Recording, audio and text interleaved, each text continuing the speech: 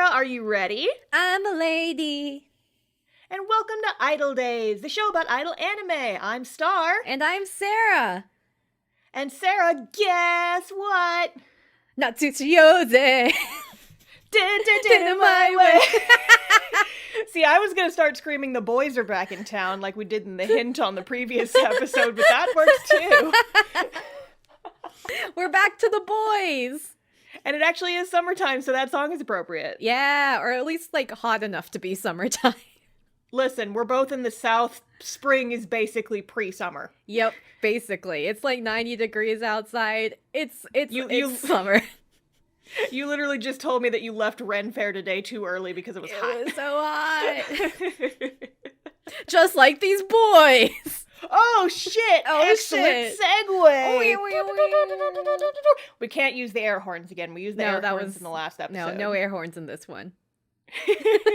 Did you actually go back and listen to that episode and all Your the sound air effects horns I added were in? great, Star. I loved it. Thank you. I was very proud of myself. I'm very proud of you too.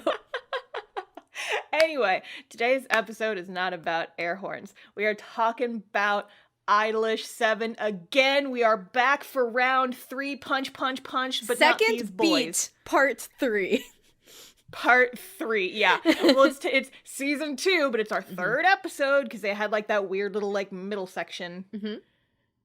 So, right off the bat, if you are unfamiliar with the series IDOLiSH7, and or you haven't listened to our previous IDOLiSH7 episodes, highly recommend you go do that, because we are not going to be like going over stuff that happened in previous seasons too much. Yes.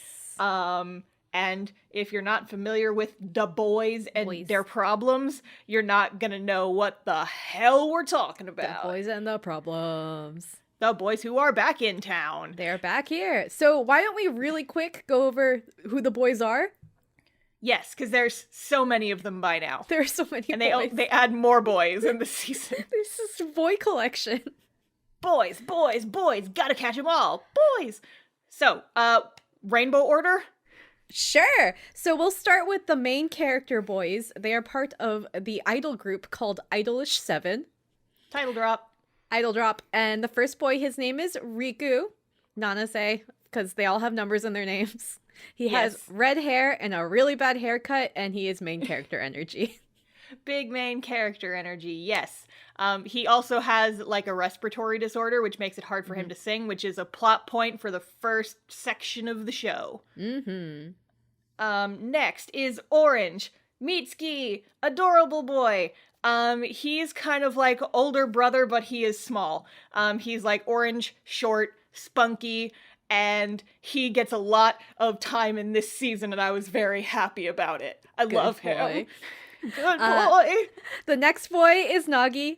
He's yellow image color. He is half Japanese, so ergo he is blonde. He is blonde. He has a very silly accent. He's from the mysterious country of North Maria. He has ties to their composer, who's also famous, and he might be a prince. I don't know. He's also a comically large flirt. Yes, and he's also in love. He's also an anime boy. He's an otaku. He loves one anime girl. Magical Kokona. Magical Kokona. Green is Yamato, one of my favorite boys. He's kind of like the mature, like adult set, because there are like more than one mature boy, but I would argue like he's the kind of jaded adult one, which is funny because he's green and Jade is green. Yamato's also their leader. Yes, he is the leader of the group. So Riku, red one, is the center, but Yamato is the leader, and so he kind of takes responsibility for the group in a lot of ways. Yes. There are two blues. We'll do light blue first. It's Tamaki. He is younger. He and Yori are the same age. They're both still in school. He acts like Miki Idolmaster. A little bit, yeah. He was an orphan at a young age because crappy parents and dead mom. He has a sister who he's been looking for, and that's why he wants to be idol, to help get the sister to see him. Yes. And there was kind of a cliffhanger at the end of the first season where, like, the sister found out he was an idol, the presumably sister. And then we never got resolution on that. And we were saying, well, maybe they'll cover it in a future season. And, well, here we are. Also about Tamaki is he is in a subunit called Mezzo, and the other character who's in that subunit we'll get to at the end of the rainbow. At the end of the rainbow. So Dark Blue Boy, Sarah's favorite, I love him. is Iori. He's kind of like the Dark Blue member. He is Mitsuki, Orange One's younger brother. But he acts a little bit more like the mature, responsible one.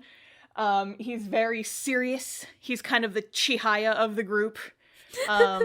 A little bit. All the blue ones are. All the blue ones are always the blue ones. There's the type. There's the red one and the blue one, and they're always in love. Yes, exactly. That's how idols work. But yeah, so Iori's thing is like he's like very serious. He kind of like helps run the group on the sidelines. He takes idling very seriously. He also didn't really want to be an idol very much, but he got scouted and he was like, "I'll be an idol if you let my older brother also be an idol." Because Mitsuki, older brother, had been trying for years and hadn't been able to pass an audition. And I'm like, oh, brotherly love. Yeah, best boys. And then the purple one is Henry Fire Emblem. Henry Fire Emblem. He has white hair. His name is Sogo. He has, he's part of Mezzo, so he's with Tamaki. He's like generally like a quiet, like caretaker sort of person. Like he cleans around the house, but he also has this like sadistic side. Yeah, he's very like he's yandere a little bit, but like not the senpai yandere. He's like more like subdued yandere. He's like, yes, we're having a problem and you won't open the door. I'm gonna remove the door from the hinges with a screwdriver. Yep. He's like, we need to talk about our problems. Did you just break down my door? Yes. So those are the IDOLiSH7 boys. 7 boys, 7 colors of the rainbow. 7 problems. 7 problems. Not the boys. The boys have problems. I got 7 boys and they all got these emotional issues. Yep. People will also mention in the IDOLiSH7 agency is their producer, Tsumugi, and she's a girl. She's a good bean. She doesn't get much time in this season aside from being like supporting cast, but that's what she's there for anyway. So. There's also another person who works in their office named Banri. He's cute. And there's also the president who is Tsumugi's dad, and he has a creepy bunny blob thing named Kinako. Those two aren't terribly important. I think they have a combined total of maybe 5 minutes of screen time in the entire second season. Though they do sometimes use Kinako as like a way to drive the plot. Like, oh, bunny got loose and plot. Yep. Listen, it's there's a word for that and I can't remember what it is. Trigger! Speaking of. So there are some other boys who we got to know in the first and mid-season. They are a rival group. Their group name is Trigger, and I love 2/3 of them. Sarah, do you want to talk about your best boy, and then I can talk about my best boy? So my best boy is Gaku. He is the leader of the group. He is also the son of the president of Galtome Productions, the production agency. He is apparently the most handsome man in the world. And he has like sexiest man alive. He has like white hair, and he seems like one of the types that seems intimidating, but is just like a nerd. Yeah, he at one point during this season's, hey, I'm shy! And he's like, no, you're not. What are you talking about? He's just a nerd. Yeah, he's like, why can't I get a girlfriend? God damn it, I'm the sexiest man alive, apparently. Yep. And I'm just like, he grew on me a lot this season. Gaku. Like, I already liked him, but he was very good this season. He's so good. And then my best boy, Ryunosuke, Ryu, he is kind of the mom of the group. So there's kind of a relationship going on here with the group members. I would say that Gaku is the dad, Ryu is the mom dad, and Ten is the shitty teenager. But yes, Ryu's whole thing is like, he's originally from Okinawa. He's kind of just like a nice boy, but he keeps getting, because he's very attractive, he keeps getting put in ads where he's like, I'm sexy. And then off screen, he's like, what sex? Yo. I've never seen a woman before. And we've talked about 2/3, the 1/3. This is 10. Kujo 10. Kujo is his adopted last name, and he is Riku's twin brother. And you know that they're related because they have the same haircut, but just mirrored. Mirrored, but not the same hair color. No. Because when 10 was adopted out, he like lost his happiness and then the color drained from his hair like in Tokyo Ghoul, and so now he has white hair. Yes.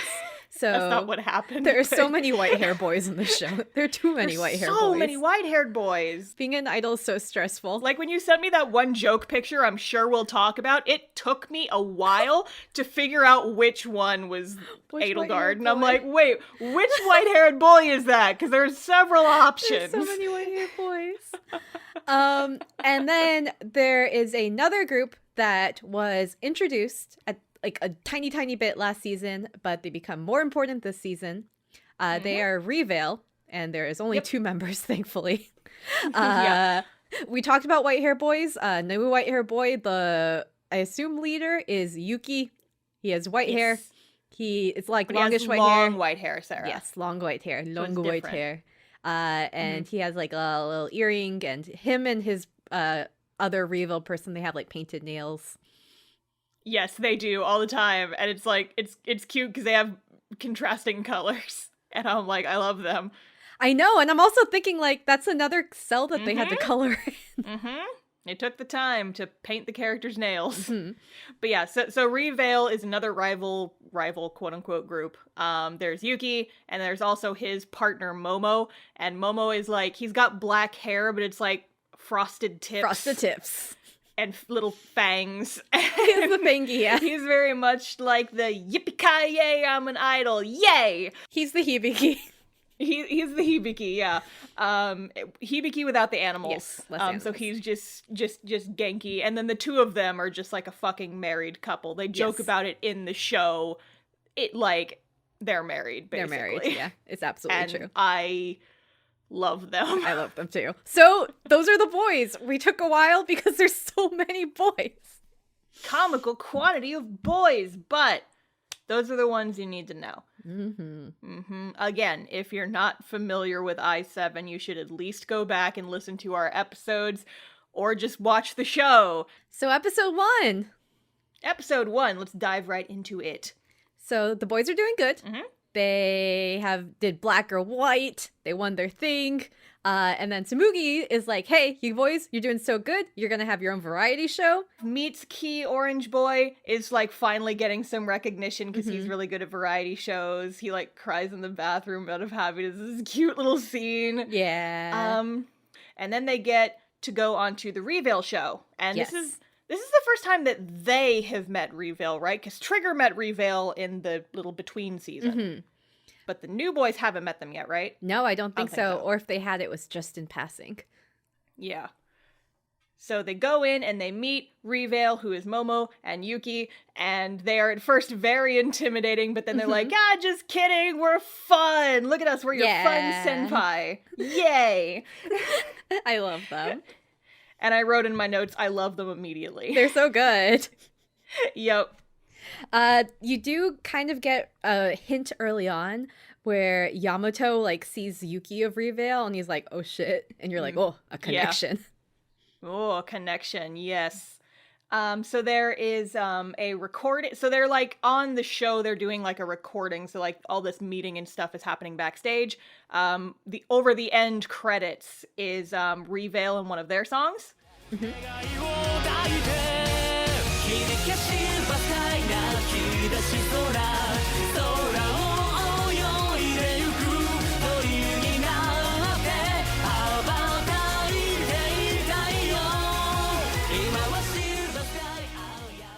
So we get to like see that they actually provide the ending song for almost every single episode. And the ending song it's just them being married. Yeah. Like just standing in the wind with like pastel colors. Yep.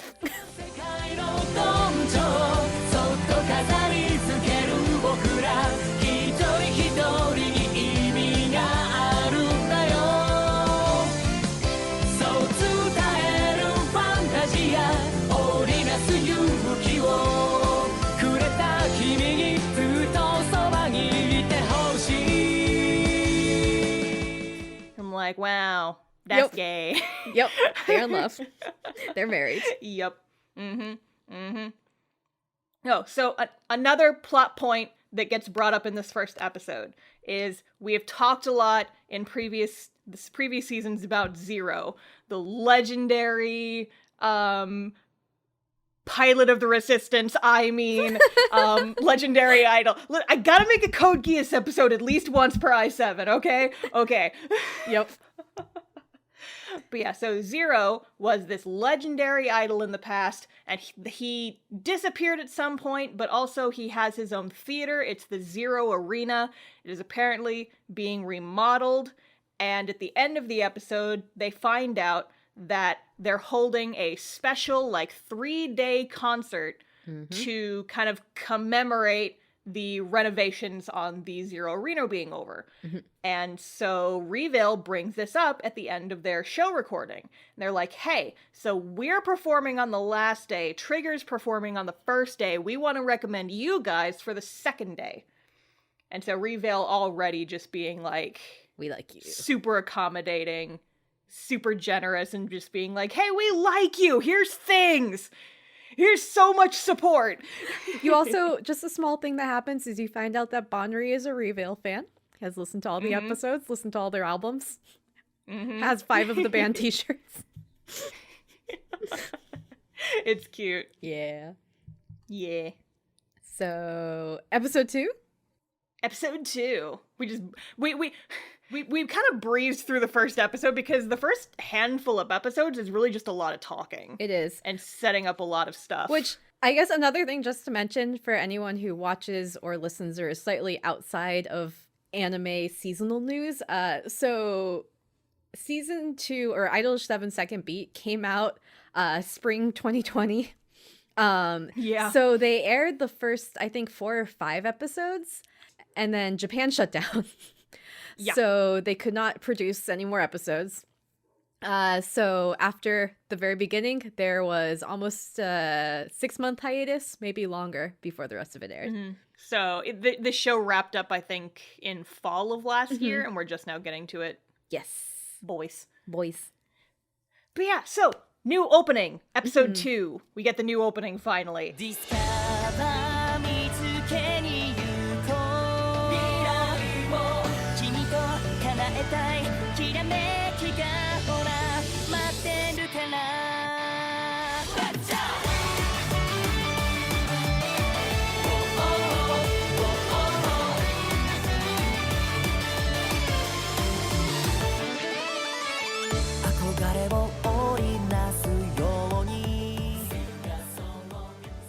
What, Sarah? I need to know how you feel about the opening. Okay. I don't like it as much as the first opening, but I think it's still fine. I like that they're in an egg. Egg boys. Egg boys. My thing is, I like the vibes of the opening. I think it's cute. The song I have no strong emotions on. It's like, yeah, Idol Boy song. Yeah. They restyled a lot of the characters' hair. Yes. I hate Iori's hair in the opening. Yeah, I can't tell who he is at first. He looks I haven't actually looked at a picture of this punk to prove my point, but when I saw Iori's hair, so Iori normally has the dark blue member, Iori, he usually has kind of just short, choppy, dark blue anime boy hair. But in the new opening, they have styled it so he has a perfect middle part and his hair is just slicked back to his head. And the first thing I said when I saw it was, he looks like fucking Mandark from Dexter's Lab. Oh no. Which I don't think it's accurate necessarily because his bangs are different, but it's so smooth. You're like, wow, he looks too much like a nerd. Please stop. He looks, yeah. Because the other boys, they kind of style their hair back a little bit more so you see more forehead. But Iori is just I'm a fucking nerd. And I'm like, oh no, son. just run your fingers through that hair just a little bit for me. Mess it up a little bit. It's a little slick. Anyway, new opening. Episode 2, you get a little bit more hints on the fact that Yamato and Yuki have a connection, probably related to whatever Yamato's family secret thing is. the drama. Yeah, the other members kind of like grill him on it. It's like, Reveal was being so nice. Why were you being so like not mean, but just kind of like passive at them? Turns out that Yamato actually knows Yuki. We don't find out how yet. Not yet. Mystery. A mystery. You also find out, though, because Reveal was being so nice, that the general manager of the new Zero Arena is gonna like come see one of their next like IDOLiSH7 stage concerts just to like see if they are good enough for day 2 of this 3-day event. Yeah. They like they're gonna like send over a person to check out the concert and see if they're up to snuff. And Tsumugi's like, oh boy, this is a lot of pressure. I need to make sure that the stage direction is good, because she's looking at a lot of old concerts. And she's like, for inspiration, why don't we go to Zero Arena and just check it out so I get some ideas about stage direction? Yeah. Surely no plot will happen while I'm there. No, absolutely not. So she and Nagi go to Zero Arena. Yup, and while they're there, who do they bump into? Hubert Fire Emblem! Hubert Fire Emblem! One more Fire Emblem for the Idol Boys become Fire Emblem Brigade. Literally, this guy walks onto the screen and I yelled, "It's fucking Hubert Fire Emblem!" I have his name as Hubert in my notes, so yes. Well, here's the problem, though, is okay. It's also implied that Zero's stage director was some guy named Hawk. It's Hawk Q, like Haw 9, right? And I'm like, that's not a black eagle. It's a different bird entirely. A different bird. But Sarah, spoilers. We can't. We don't know who this guy is yet. Know. He's just some random. All that happened was the beginning of the episode. They're like, Hawk. Oh, a random guy. I don't know who you are. Who could this random stranger be? At this convenient moment in the script of our... I almost said webcomic. It is an anime. My brain is not functioning properly today. Listen, I've been like working on webcomic shit all week. My brain is in a certain place, okay? Yes. But no, yeah. So Nagi and Tsumugi are like at the Zero Arena. They're like outside it, just kind of like walking around and waxing poetic about the last time they were here in season 1. And Hubert Fire Emblem appears and he is very weird. He gives off the creepiest vibes, which is also very Hubert. Yeah. He acts like Hubert. For those who are not familiar with IDOLiSH7 or Fire Emblem Three Houses, he's like his eyes look like they got pushed an inch further back into his skull than they should be. It's like very sunken. He's got like these cheekbones. He's very chiseled, but in kind of like maybe a sickly way. And he's got like this black hair and his bangs are kind of long and they don't cover his eyes completely, but they're just kind of like in his face. He looks like a goth creeper. Yep. And he acts like one too. But yeah, so he talks to them. He's like, oh, talking about stage direction, eh? I was a stage director once. And he goes off on this really long spiel about how stage direction is how you get your idols to grant people's wishes and their dreams. And he's like gesticulating and like doing like big arm movements, like interpretive like I dance. was just now. It's like, you gotta do big idols with big shows. It's gonna be fucking amazing. You got idols. And they're somehow not weirded out by this. Yeah, Tsumugi's like, wow, that was the best thing ever. I'm so inspired. And you're like, oh no, girl. I'm so inspired by this random Hubert on the street. This stray Hubert. Yup. So Tsumugi's like, all right, GM's coming for next concert, but I have these ideas to make all of my boys shine. Twinkle, twinkle, motherfuckers. Twinkle, twinkle, motherfuckers. So then it's time for their concert where the general manager will be watching. And sure enough, Tsumugi did a good job. There's like a lot of really cool like stage effects and lighting effects during this concert. And awesome. Not only do we get one good song of Memory's Melodies,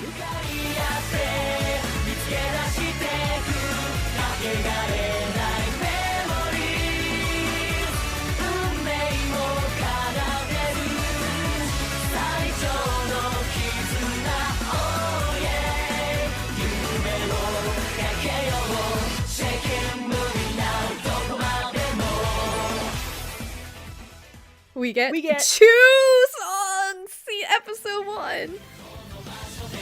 伸ばして高く僕らのジャンプフライぶつかり合っていつか光になってく駆け抜けて早く大胆にキラキラ飛び込もう 2 songs. It's also cute because you see a lot of the fans in the audience from season 1. Because in season 1, they would have like the same fans coming to every concert. So it's like, oh, they're still there.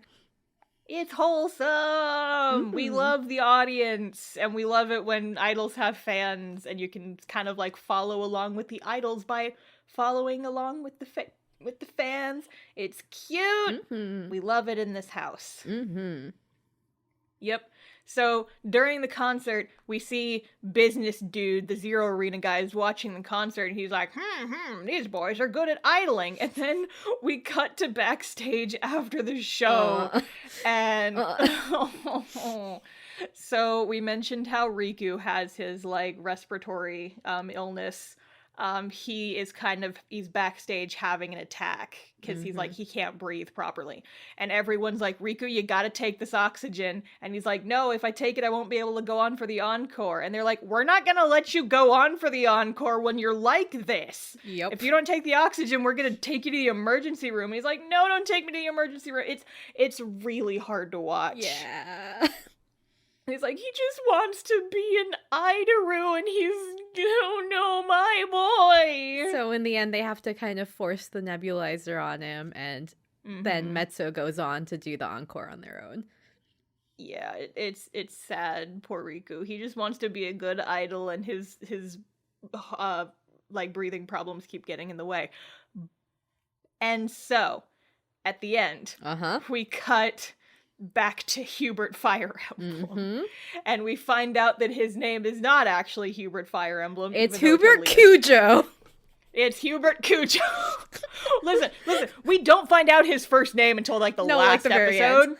We can just keep calling him Hubert Kujo. He's Hubert Kujo. Or I guess he's a Japanese man, so it should be Kujo Hubert. Kujo Hubert. Which is Ten's last name. Yo. So we find out that this dude is Ten's quote-unquote dad. Womp, shit. Uh-oh. Blah, blah, blah. Episode 3! Three. We're too, we got the D4 DJ effect on us. I know, it hasn't worn off yet. No, not yet. Episode 3 starts out rough. Riku wakes up, he's in the nurse's station, and he's just like coughing and crying.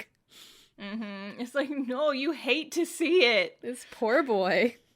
This poor boy. Iori is like, hey, we gotta make sure that we get the second day event because, like, if Riku finds out that we didn't get it, he'll blame himself, and we gotta do whatever we can. That would be fucked, yeah. So Yamato and I are gonna go down to the Zero Arena, we're gonna talk to the general manager, Samugi, you're coming with us right now, and then the doorbell rings. Yep, because the Zero Arena manager, like, just shows up, and he's like, hey, hello, I'm a man with a mustache, and I liked your concert yesterday. Because you have a mustache, why are you laughing? He does have a mustache, he's just very stereotypical, generic anime manager. He is. I love He's him. a mustache man. He's a mustache He's like, hello, I have a mustache, I'm wearing a brown suit, and I'm here to talk to you about idols and business. Business? Twiddle my mustache. It's too short for that, but you get the idea.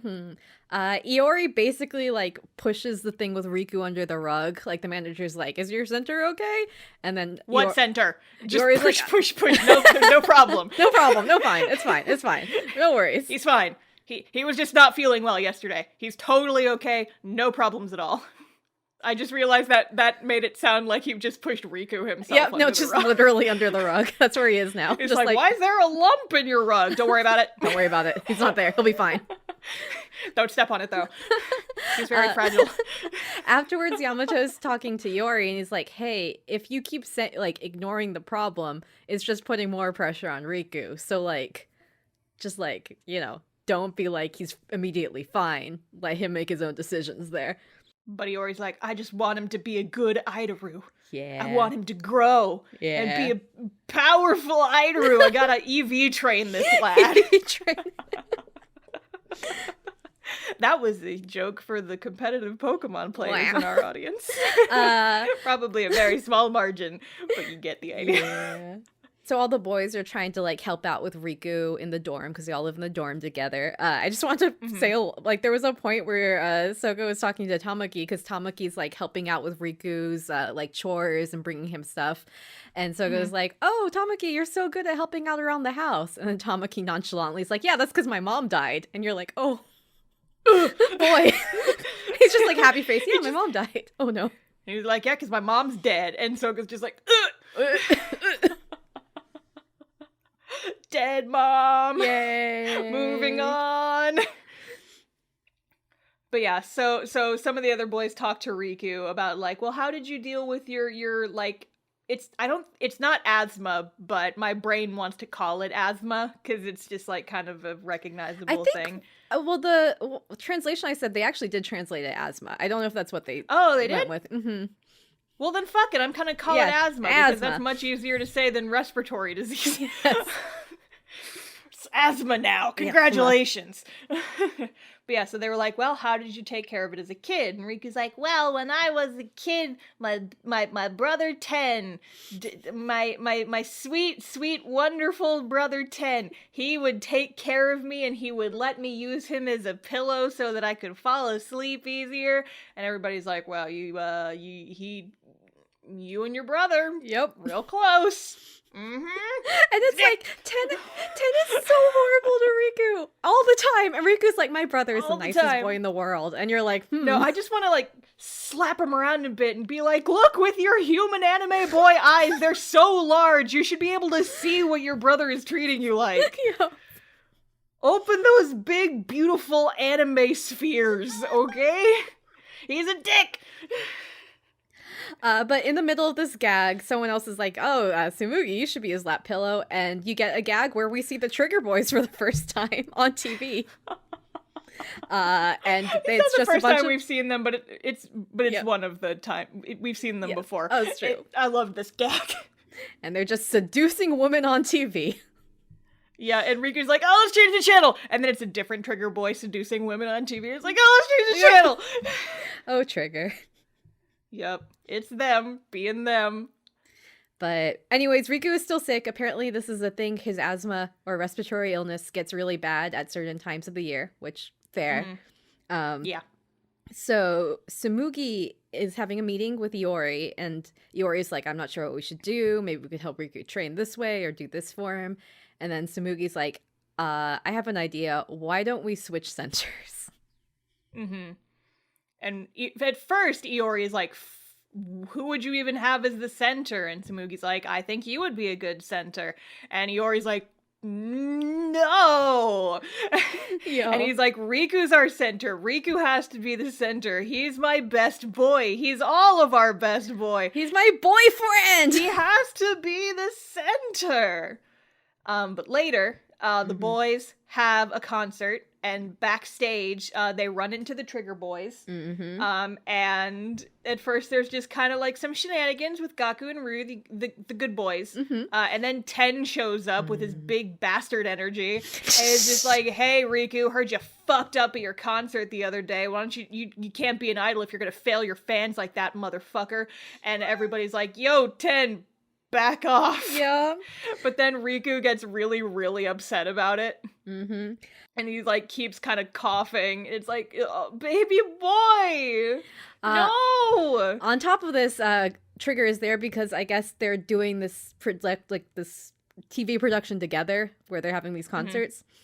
Mm-hmm. So they're doing their dress rehearsal for it, and Riku's up and he can't do it. He starts coughing and breaking down, and then Ten's like, oh yeah, this part. Yo, he can't do it.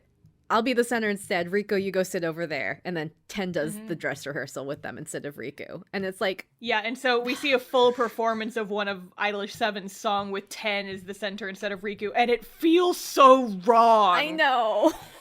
Poor like, Riku. Who the hell are you? Especially because it's a happy song, and 10 just being like happy, and you're like, oh, 10. Yeah, he's like, he finishes the song and just immediately, like, the face drops. He's like, hi, I'm 10, I'm a bastard. And then after that, he like starts yelling at Riku again, like, dress rehearsals are important. They hype up everyone in the crew. You're a failure. You'll never be an idol. You should quit now. And you're like, Riku, why do you like him? Why do you like this? He's such an asshole. But so yeah, mean. my two best boys pull them apart, Yamato and Ryu, and they're like, okay, that's enough. But then Iori kind of like starts berating 10. He's like, you only would have done, the only reason you did that is because your baby brother is here. You wouldn't insult another group like that. And 10's like, who the fuck are you? And Iori's like, I'm his boyfriend. I'm his fucking boyfriend, you dick! And so, like, and Riku is obviously, like, very upset about this.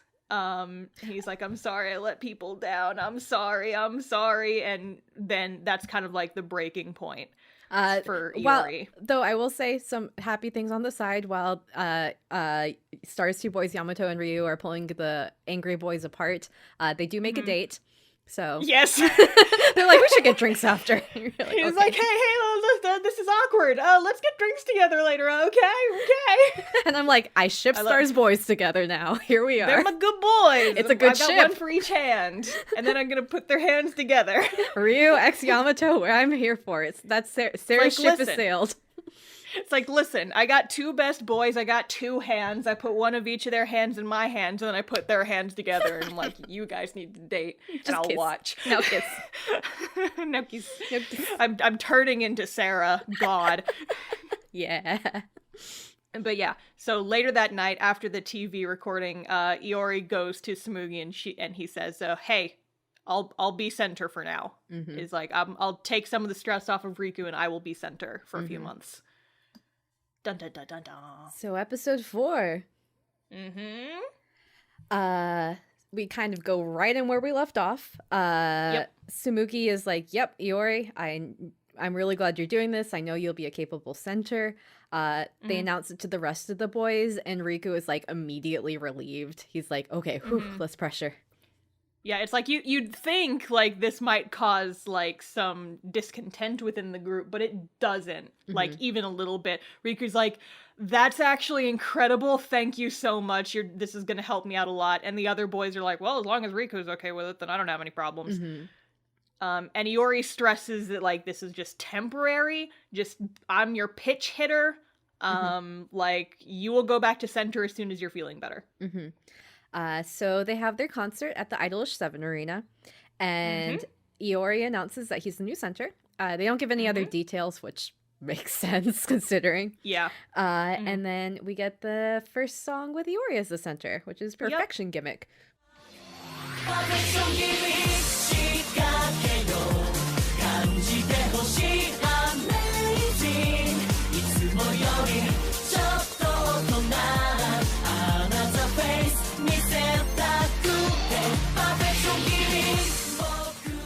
The fans are pretty shocked about it, but like all the Iori stans are like, fuck yeah, Iori center. And it also generates some media just because of the fact that Iori is like 17. So they're like, oh wow, this idol group has this really young center. But yeah, so the time has come. They're doing their show is now airing. And Mitsuki, Orange Boy, my son, sweet angel, he is their main MC because that's what he's good at. That's like his quote unquote special talent that he's discovered, is he's very good at like MCing and keeping conversations going.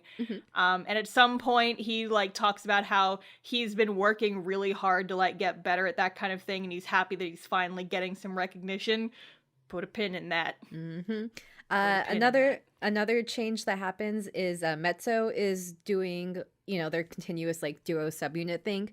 There is some problems where they're on a show, and the director of the show from last season with all the drama with Tamaki is there. And you find out that Tamaki kind of has a bad reputation for how that whole thing went down. Just as a refresher, they brought him on a show where they're like, hey, we finally found your long-lost family member. Wow, we're going to record you as your reaction. And he thinks it's his sister, so he goes on the show, but instead it's his shitty dad, and he, like, punches the dad. And so now he's got this, like, the rumors have been flying around that he punched somebody, and, like, oh, he sent one of the crew to the hospital, which totally isn't true, but it got blown out of proportion, and now people think it's true. And Sogo and Tamaki also always have a bit of tension just because Sogo's very, like, mature. I take care of things. I keep even keel except for when I have a knife. And then Tamaki is, like, off the cuff. Like, when he's angry, he's angry. When he's sad, he's sad. When he doesn't want to talk, he doesn't want to talk. And so they have their own tension. He's like one of the characters you could best describe as wearing his kind of emotions on his sleeve. Like, he's like, if he's very honest about his feelings to the point where it kind of comes off as rude. Like, he's blunt, kind of. So there's, like, a whole struggle with how to make it so that Mezzo isn't known as this group with this bad reputation who can't get along. And that's kind of an ongoing thing that happens in little snippets throughout the rest of the season. So Yamato gets an offer to be in a movie. Dun, dun, dun. Because he's been on TV before. He's considered a very good actor. But now he gets to be in a movie. But he finds out that the movie would be co-starring with Yuki from Revale. And he declines the offer. And the others are like, what the fuck, Yamato? Are you serious? And, like, Nagi kind of knows he's hiding something. Yamato is like, I don't want to talk about it. Bye. And Yuki from Revale, like, is like, why are you being like this? His like, why are you like this? Why are you like this? So they end up in, like, a separate area together, and they have, like, some mysterious banter where Yuki is very much like, yes, I knew you back when you were, like, in diapers or whatever, and you look just like this person that you're related to. Whoa. And then Yuki's like, I had a senior who helped me, and I want to return the favor now that his boy or whatever is, like, making his debut. And it's just like, what is this mysterious conversation? Like, we kind of already had a lot of hints about, like, Yamato's lineage. He was supposedly, like, the illegitimate child of a very famous actor, so you would assume that this is the same thing. It's like his dad is famous, Yuki knows his dad, and Yuki's trying to help Yamato because he's kind of, like, following the same path as his dad, but he hates his dad. Yamato hates his dad. It's drama. You also find out that the person who sent the flowers at the end of last season was this relative. Like, it's his dad. It's his dad, yeah. We don't have to be oblique about it. It's pretty obvious at this point it's his dad. There's also a side scene during this where Momo, other Revale member, is talking to Tsumugi. And he's like, IDOL7's getting really popular. And there's a lot of good about that, right? And there's a lot of people who will like them and love them. But the more people that like you and love you, the more problems you're going to have.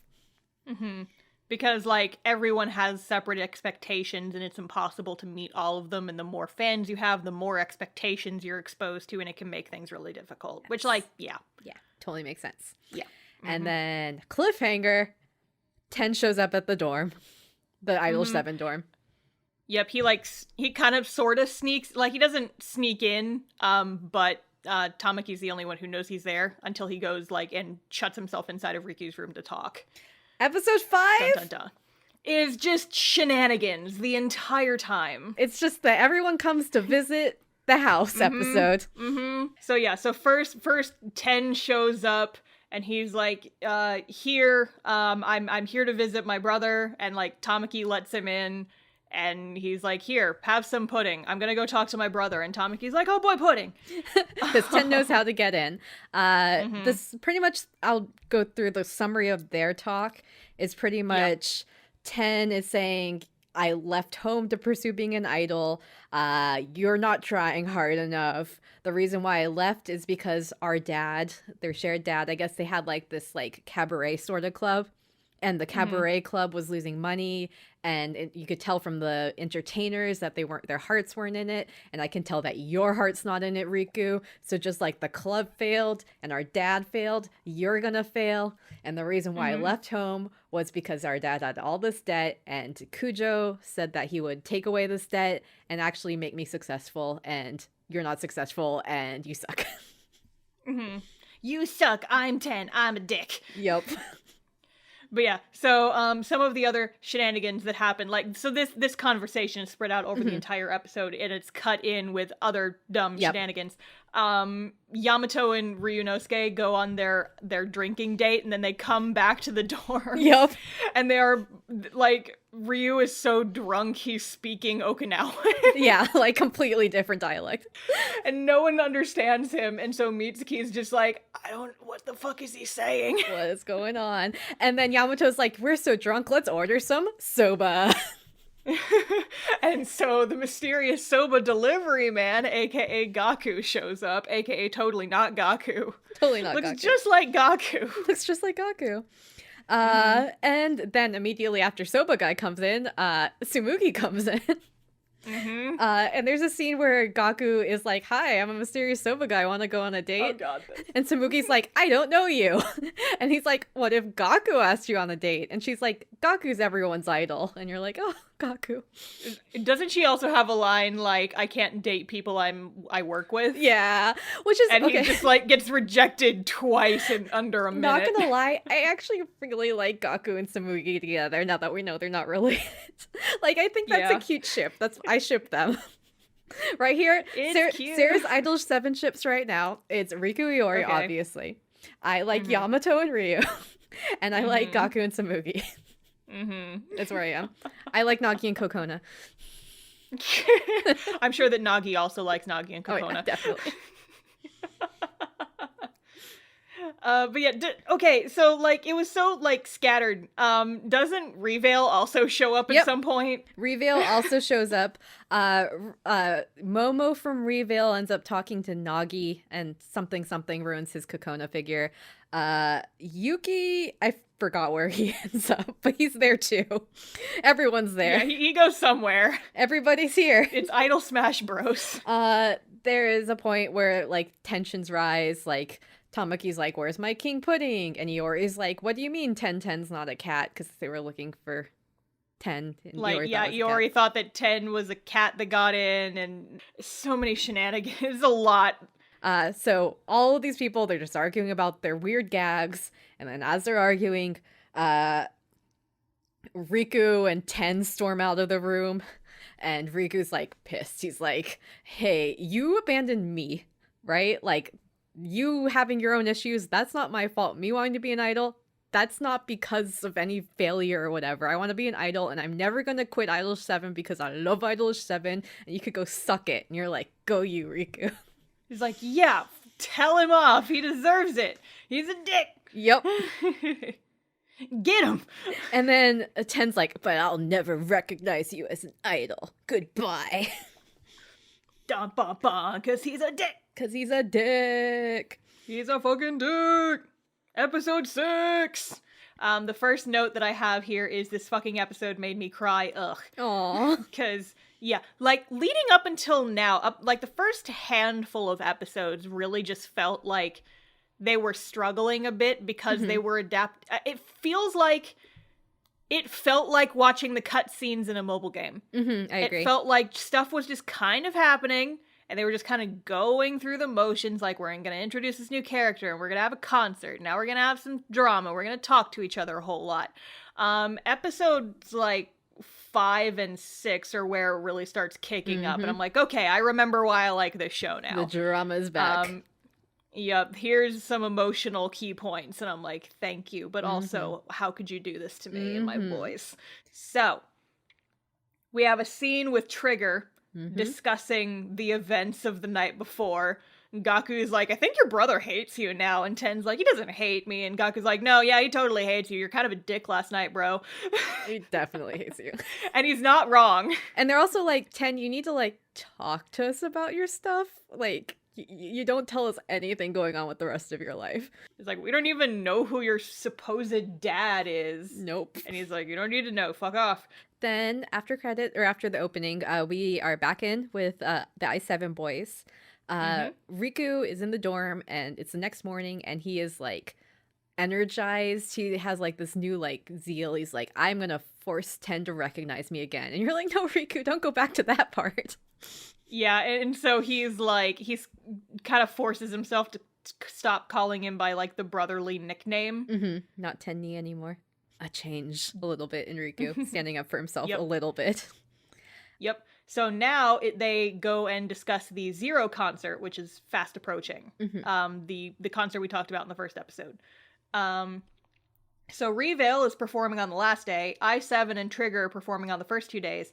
And Revale, since it's going to be like their 5th anniversary concert, it's kind of special. And so they want to do like something special. They want to get i7 and Trigger to form like special units and be surprise guests at the concert. Woohoo. And the boys' immediate reaction to this was like, oh, cool, but also, because Ten and Riku have this tension now. You also find out about the Revale concert that their big new song is they are going to do a cover of a song by Zero, legendary idol Zero. Yep. And this plot point was weird. A little bit. Because I guess the whole conceit with Zero is that he's so popular that no one has ever covered his songs, which feels like an oxymoron.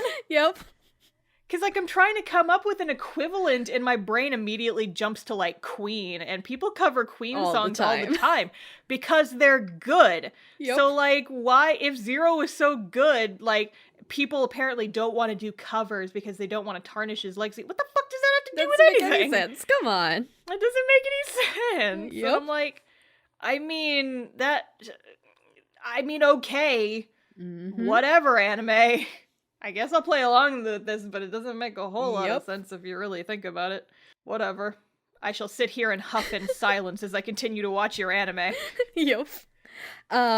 So that's the 2 big news. Then we kind of split back into like little subsections. And we see Tamaki and Sogo, and they are rehearsing. They still like have a little bit of tension about Tamaki's immaturity. And like, so Sogo's like leaving first, and Tamaki's going back and doing something else. And while Sogo's standing outside, a small girl comes up to him. Dun-da-da. Dun-da-da. Small girl, blue her, looks a little familiar. Wears her heart on the sleeve. Yup. And so she basically is like, hey, how's Tamaki doing? And Sogo's like, who are you? I'll let him know that you asked. Wait a second, are you his sister? And she's like, don't tell him I was here. If you tell him I was here, I'm gonna jump off a bridge. And he's like, what the fuck? And she runs off. But while she runs off, she has like this little 4-leaf clover charm, and it falls off her back. And Sogo picks it up. And he's like, what the fuck is this? What is this? What the fuck is this? And then we go to another IDOLiSH7 member, and I'll let you tell it, Star. Yeah, okay. So, Mitsuki, my darling, sweet orange boy, he's talking to Nagi about how he's so happy because he's finally getting recognition. He's been working so hard. He gets to be the MC on their new show, and people like him, and he's so happy. He's like, I'm gonna go and treat myself. And so he goes shopping by himself, and he's just hanging out, going shopping, and he's like in a clothing store, and he overhears 2 girls talking about the i7 show, and he's like, ooh, I'm gonna eavesdrop and see what they say, because they don't know that I'm here. And they're like, wow, I love the i7 show, but Mitsuki's annoying. Why is he there? And you just, the sound of his heart shattering. You can just like hear it in your heart. And they just like keep talking about it. It's like, he needs to read the room. I want to see more of the other boys. He talks too much. And he just like puts the clothes down and leaves and like runs to an area where there's not a lot of people, and he just collapses and starts crying. And I'm like, I screamed at this part. I'm like, no! no! My sweet boy! Mm-hmm. I'm gonna fucking throw hands with non-essential characters. Fuck off! It's not good. Ugh. And then we have another scene. I'll let you tell this one. Riku is alone, and even though he had the confidence this morning, he keeps like replaying what Ten said about how he can't really show his fans himself being happy because of his health problems and everything else. And then he decides, well, why don't I see what people on the internet are saying? Which is a terrible idea! It's so bad. Never look at Twitter. He ends up on like a thread where it's just a bunch of people talking about how they like Iori as the center and they hope Iori stays as the center and they don't want Riku to come back. And he just keeps scrolling through it. Just don't do it, guys. Just stop. Yeah, for real. Block and move on. Block and move on, or just like close your app. But Riku keeps reading it because he's also feeling bad about himself. So it's kind of affirming the bad feelings he's having. And then he starts crying and he's thinking about it and he's like, I am really thankful for Iori doing this, but it hurts to feel replaceable. So he's like, it hurts to be replaced, but it hurts not to be replaced, and I don't know what to do. And you're like, oh baby. Yeah, conflicted emotion. So this episode ends with 2 boys crying and I hate it. Yep. Episode 7. Yep. Now let's get to more boy drama. Boys being sad. Boys being sad. The opening, we see Reveal, and we get some of what their deal is. They're planning for the big Zero Arena concert. Momo's about to like walk in with Yuki with some plans, and then he notices Yuki's on the phone, and Yuki's like, before the concert, you gotta find him, whatever it takes, just find him. And Momo gets like big sad, and he like whispers to himself like, my time's almost up, and you're like, oh no. Are you dying? He's gonna die. Rip. But yeah, so the episode continues. Mitsuki the next day at practice is feeling really bad and just is being real quiet and kind of broody. And Nagi notices and he's like, hey, what's up? And Mitsuki's like, I don't want to talk about it. Iori and Riku have their own tension too. Riku is acting weird around Iori. Iori knows that Riku's feeling bad. He kind of guesses why Riku's feeling bad. And then he feels bad that he made Riku feel bad. You're like, and so oh they're no. just like Iori's a little bit like not pissed off, but just kind of like, dang it, why is he? It's like, he shouldn't be upset that people are comparing us. We knew this was gonna happen, but also, why does he keep looking at me like that? Damn it. Well, I took into Iori's statements more as less like he shouldn't be pissed at me, but like I didn't want him to feel this way. It was less like yeah. So yeah, because Iori didn't want to be center. He didn't want to hurt his boyfriend's feelings, and now that the feelings are hurt, like, I did this for you. Why is it making you feel bad? I think he feels bad about the situation less than the reaction. Yeah. I maybe worded it poorly, but yeah. And also, on top of all this, there's a lot of news that Iori fans and Riku fans are just, like, fighting, like, really mean at concerts and online. The girls are fighting! But yeah, so Yamato sees the tension between, like, them boys, and so his plan is like, I gotta get Metso to hang out and be nicer to each other because I can't handle any more drama happening. I gotta fix the ones that's not broken yet. What a mood! Yamato is a big millennial mood. Yep. If Metso starts having problems, this whole shit's fucked, so I gotta make sure that these boys like each other. So he takes Tamaki out to ramen, and he's kind of like butters him up. He's like, just so you know, Sogo like really respects you, and that's why he's so hard on you to like have good manners and stuff. He really respects you. He thinks you're really talented, and he just wants you to do good. He just wants you to do a good job, you know? So you should understand where he's coming from a little more, because he really likes you, and he really respects you. He really likes you and respects you. I'm Yamato, I'm telling you this. He didn't want to tell you this himself because he was so embarrassed by it. But Sogo really likes you and respects you as an idol and a human. And Tamaki's like, doubt. But okay. But okay. And so because of this conversation, Tamaki actually like kind of something pings in his head and his behavior starts improving. He has better manners. Like, the directors he works with are starting to praise him more. And Sogo's like a proud dad. He's like, you did so good. I'm so proud of you. And Tamaki's like, yay. Yeah. And Tamaki's like, and then because Tamaki's behaving better, Sogo is like talking to him more and they're becoming closer. And Sogo's also in the back of his mind being like, I'm pretty sure I met your sister. And he's like, but hey, I'm not sure yet. Why don't you tell me more about your sister? Do you have a picture of her? And Tamaki's like, yeah, I'll tell you all about my sister, and I can tell how much you like me because of you asking about my personal life. And Sogo's like, uh-oh, I don't know what to do. Uh-oh. Later. Later. So Nagi goes to confront Mitsuki. He's like, Mitsuki, what's your frickin' deal? Why are you upset? And he's like, you've been doing such a good job, you really don't have to try so hard. But Mitsuki has like a sad boy moment. He's like, can I just be sad for a minute? Because so I actually wrote down this line exactly as they translated it because I felt it in my fucking bones.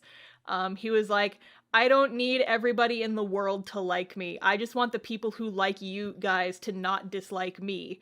And I was like, I don't need to be liked by everybody. I just don't want people to hate me. And I'm just like, yeah, it's some relatable shit right there. Poor boy. Poor boy.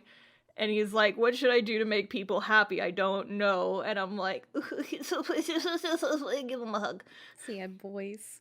It's like, go beat up some asshole fans and just give them a mug of hot chocolate. Be like, you enjoy that. I'll be right back. Punch, punch, punch, punch, punch.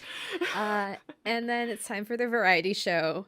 And as they're doing the variety show, Mitsuki, like, starts his instinctual, like, MC thing. And then his inner mind monologue is like, wait a second. You should stop talking. You should let the other people talk. Stop talking. And so he would ask like a simple question, and then the others, because they're not MCs, would just like be like, yeah, definitely. And then he'd be like, why aren't they talking more? They need to talk more, but I can't tell people to talk more because people will hate me. But yeah, and then after credits, we see this little group of fans who are like looking at some i7 posters, and they're like, man, the fandom sucks right now. Because people are being mean to Mitsuki, and Iori and Riku fans are fighting. This fandom fucking sucks. This fandom is toxic as shit. Ain't that just the way? Like, you get into something and then it gets big and everyone's an asshole. Yup, what the fuck? What the fuck? You can't go on Twitter anymore because you see people fighting. What the fuck? You don't want to cosplay them because you don't want to be part of that drama. Nope. But yeah, so eventually they like kind of skip over to talking about the Zero show, which is coming up for the like the inaugural concert. And we see like 3 posters lined up being like Trigger, IDOLiSH7, and Reveal. But on the Reveal poster, there's like some big red graffiti that just says, get back my song. It's like, oh shit, somebody did a vandalism. So we're on episode 8 now. After the talk show, they all come home. Why are you sighing? No one is happy. Yeah. Iori is really sad because he's like, I made my boyfriend sad by trying to make him feel better, but I didn't even want to do this. I just thought it was the only way. Mitsuki is trying to encourage Iori to like give Riku his space to help him feel better.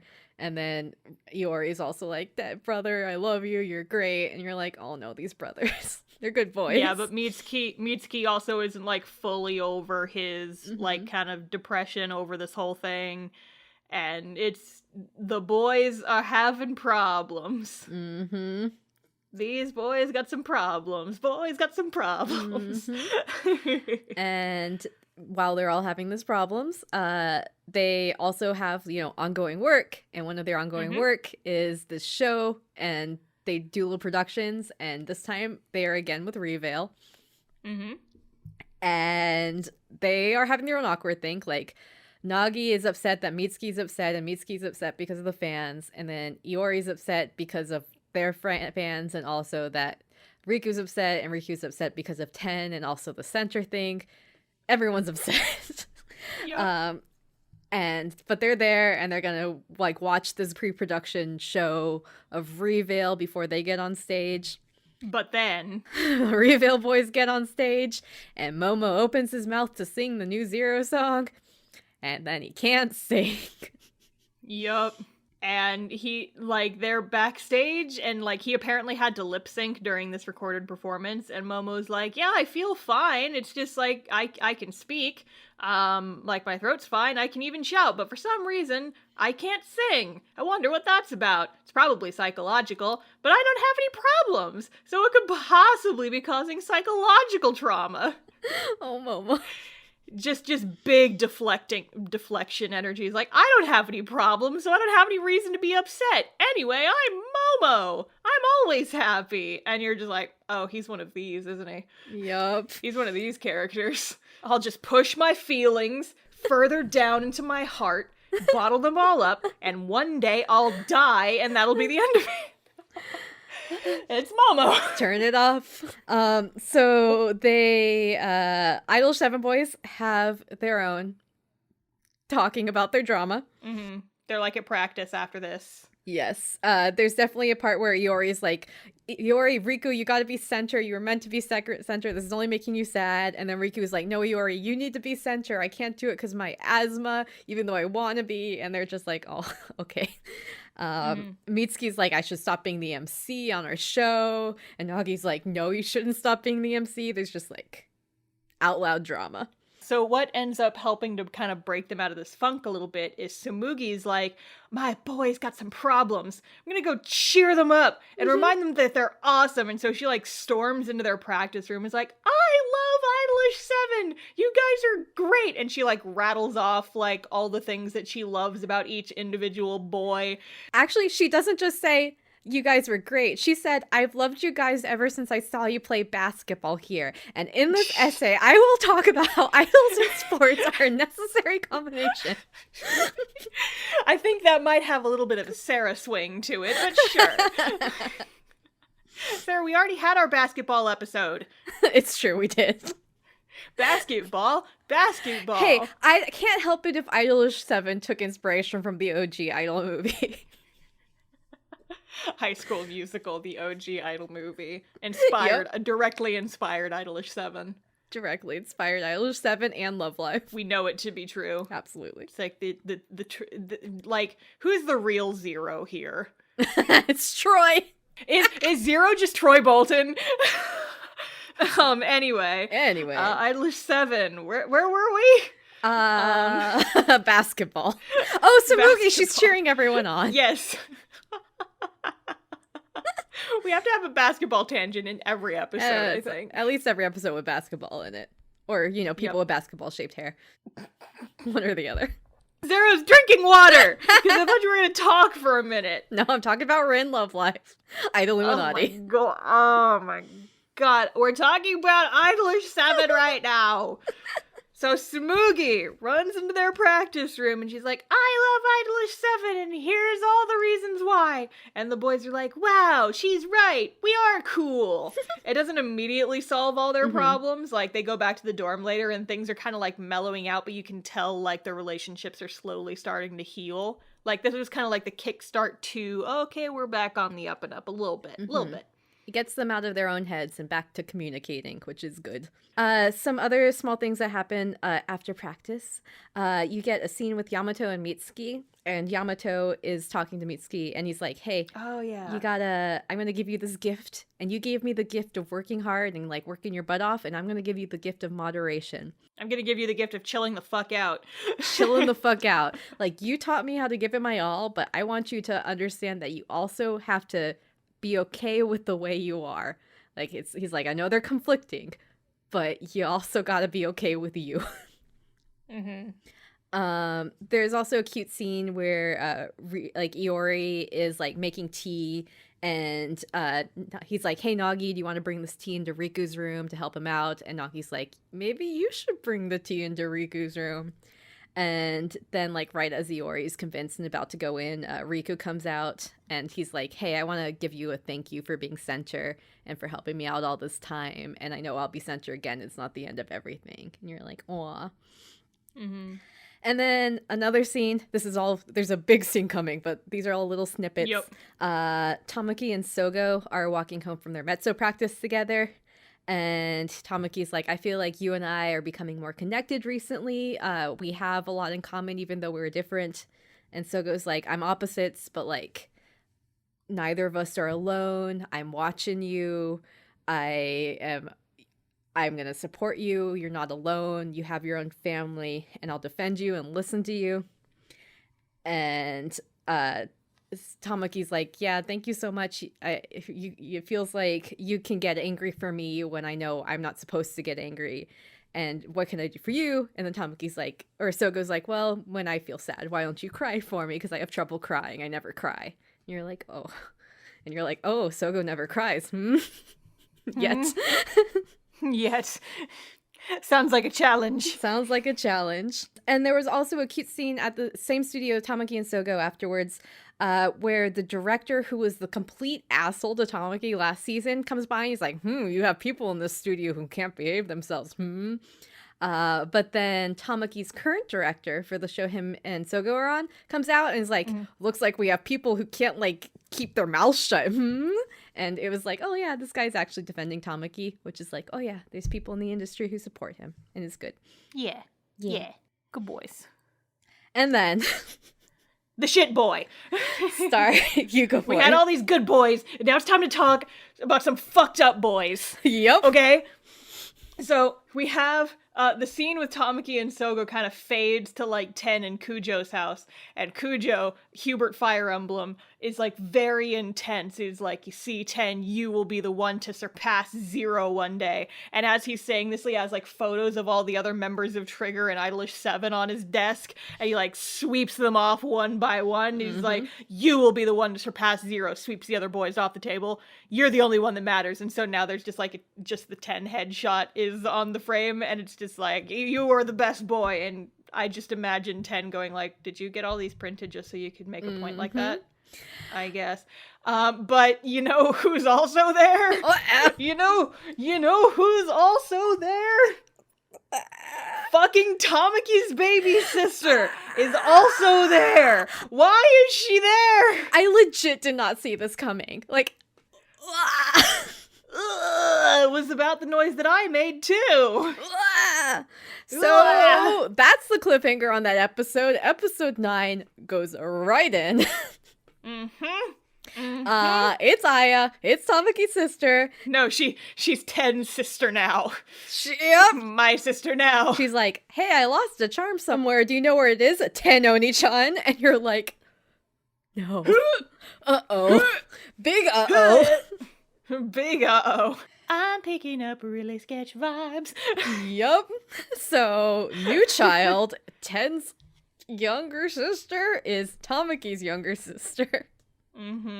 Does that make them brothers-in-law? What does that make them? I think it's brothers? complicated. It's complicated on Facebook. It's complicated on Facebook. It's complicated. But yeah, so apparently, Kujo Hubert Fire Emblem's thing is that he finds families who are in a lot of debt, and he pays off their debt and then steals their youngest child. He's fucking Rumpelstiltskin. He's Rumpelstiltskin, Hubert Fire Emblem. I wrote in my notes, Kujo's a fucking child snatcher, Jesus F. Christmas. He's so creepy, guys. He's like, hey, I'll pay off your debt, but in return, I'm gonna take your kids. Bye! Kids. And then the kids are like, yeah, I'm so thankful that they paid off my parents' debt. I'll be your slave forever. And yeah, basically, what the fuck? What the fuck? And Aya's just like, it feels like they're both being fucking brainwashed. And I'm like, what the fuck is happening in this? Like, it gets worse as the show goes on. Like, we're just finding out about why Aya's here. But the more we learn about this shit, the more it just seems like she is being fucking brainwashed into, like, loving Hubert Fire Emblem. And I'm like, what the fuck is happening? Why? Baby child, no. No, he's a creep. Get out of there! Does this make Aya Byleth? Because she kind of has that hair color. If 10 is Edelgard and Hubert Fire Emblem. You know, I'm gonna say yeah. Okay. It causes me great physical pain, but I think yeah. Okay, gotcha. Oy, the Fire Emblem continues. Anyway, play Fire Emblem. Anyway, it's a good game. You only need to play to understand IDOL7. You only need to play Awakening and Three Houses, but the other ones are good too. you could just skip Birthright and Conquest entirely. It's fine. It's not important for the i7 continuum. Yeah, or the Sukiuta continuum because Sylvain is in there. Sylvain Fire Emblem is in Sukiuta. He was just like, yeah, there's too many of you guys in this franchise. I'm gonna go over here to these other boys. So we are back out of that drama. Everything is going. We're back on the other idols. We don't acknowledge this 10 thing right now. Yep. And the Trigger and the IDOL7 boys are in practice for their new subunits, which are their combination subunits. Yep. So the 3 groups, it's the 2 Metso boys and Ryu, so that's Sogo, Tamaki, and Ryu, Riku, Iori, and Ten, and then also Mitsuki, Yamato, Nagi, and Gaku together. So it's like 1 Trigger boy given to each of these like in groups of the like subunits. Unofficial subunits for the most part, but like Metso, Iori, and Ten are often paired together, and then the other 3 are just kind of the leftovers that do their own thing. There are like little cut-ins at the beginning of this episode where you kind of see like what each subgroup is doing. Like they have like their whole I wish I was more like you, Trigger Boy, and Trigger Boy's like, well, I'm not actually like that. But the big one is the group with Riku, Iori, and Ten. Of course. Where Ten's like, hey, you guys, Riku and Iori, you guys are acting weird around each other. You need to like talk to each other, because otherwise we're not going to be able to practice. And they finally do talk to each other about the center thing. Yay! Like, I guess thank you, Ten, but also fuck you. Yeah, and thank you, but fuck you. Ten does say something that I actually enjoyed, where he's like, you shouldn't compare yourselves to each other. You should just compare your current self to your past self. And that's the best way forward. And you're like, that's a good idea. Words to live by. Yep. Yeah. The one thing you said right. Now get out of my anime. You had your one good quote. Now get back in the trash can where you belong. I'm holding the door open. It's for you. Yep. I made it nice and cozy in there with some other trash. And like Cujo's in there. Yep. He's like, this is where the trash boys go. Get in. Yep. There's also a quick scene afterwards where like Sogo and Tamaki get cast in like a drama, both of them. And Yamato is training them. He's a bad teacher. He's not a great teacher, but later on Tsumugi's like, hey, what about that movie with Yuki from Revale? And then Yamato's like, yeah, sure. And you're like, oh, he's doing it. He changed his mind at some point. So now Mitsuki, our lovely orange boy, he is on set for something, and he actually gets a pep talk from the MC of another talk show. We've seen this guy a few times. I think his name is Mr. Shimoka. And he like kind of gives Mitsuki a pep talk, and he's like, the thing about being an MC is that you're kind of like the spotlight, and so people don't really acknowledge the spotlight, they acknowledge the people in the spotlight, and I know it's hard, but you just gotta like, I forget his exact words, but he's just like, you just, everybody's gonna notice if the spotlight isn't there. So you are a valuable member of the team. And he just like kind of gets his pep talk, and it really helps. And it turns out like Nagi asked him to give him this pep talk. And so Mitsuki goes to Nagi afterward. He's like, thank you for that. You're awesome. Nagi, yay, my friend. Yay. So while Nagi and Mitsuki are talking, Tsumugi walks in, and she's like, hey, by the way, while you guys are having this important bonding moment and growing better as friends, Mitsuki, you got a voice acting role as on the Magical Kokona show. You're gonna be Magical Kokona's boyfriend. And Nagi's like, Nagi, switch with, or Mitsuki, switch with me. Nope. And Nagi just, or Mitsuki just laughs it off, and Mitsuki's like, oh my god. So now all the IDOL7 boys drama is more or less resolved. Obviously, there's still the stuff with Aya. Don't worry about that yet. Don't worry about that. We'll come back to it. So now that we've kind of resolved this interpersonal drama, it's time for some more drama with other boys. Other boys. You see Momo Reveal, and they're all in the same whatever studio together. Like IDOL7, Trigger, and Reveal are all together. And you see Momo like storming out of the room, and Ten is running after him like, hey, you gotta talk, what's up? And then Riku and Iori see this, and they follow, and they confront Momo, and apparently Momo still can't sing. Mm-hmm. But he continues to deflect. He's like, I don't have any problems. I don't know what it could be. Why could I be having these psychological problems? But then Riku's like, you gotta open up and talk about your problems. That's what we did. That's not what he said. That's what we did like earlier this episode. Yeah, we talked about our problems and now it's better. So now you should talk about your problems. But then Momo actually starts to break a little bit, just like my heart. Mm-hmm. And he's like, but if I stop smiling, then the anxiety will crush me. And I'm like, oh, there's the real boy. There we are. There he is. The facade is cracking under the weight. And so we close out the episode with this line of him saying, I'm not the real Reveal and I've run out of time. And you're like, the fuck does that mean? What does it mean? Episode 10. Backstory time! Reveal backstory. Yup, you want to go? Sure. So everyone is like, hey, tell us your backstory. And Momo's like, well, a long time ago.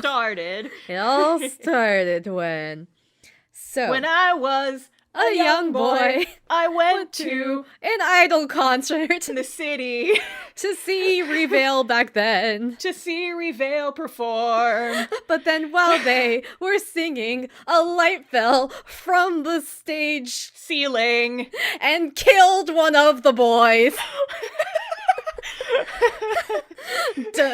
Wait, Sarah, can we just do the entire Reveal backstory to Welcome to the Black Parade? Sometimes I get this feeling he's watching over me. That still works. But then he says he's going to quit being an idol. So I went and tried to tell him I want you to keep singing. And then I said just be an idol with me and carry on. We'll carry on. We are the brand new Reveal, and now we're gonna perform together, but it's been 5 years. That's how I'm losing the song now. I'm just getting back into it. So, I'm sure you got all that. But basically, just in case you don't know, welcome to the. You didn't pick up on the subtle storytelling there. Basically, Reveal existed before. But Reveal was Yuki and this other dude who they just decide not to say what his name is, even though it's whomst it is. I had hopes who it was, and then it was who I hoped it was, so I was really glad about that.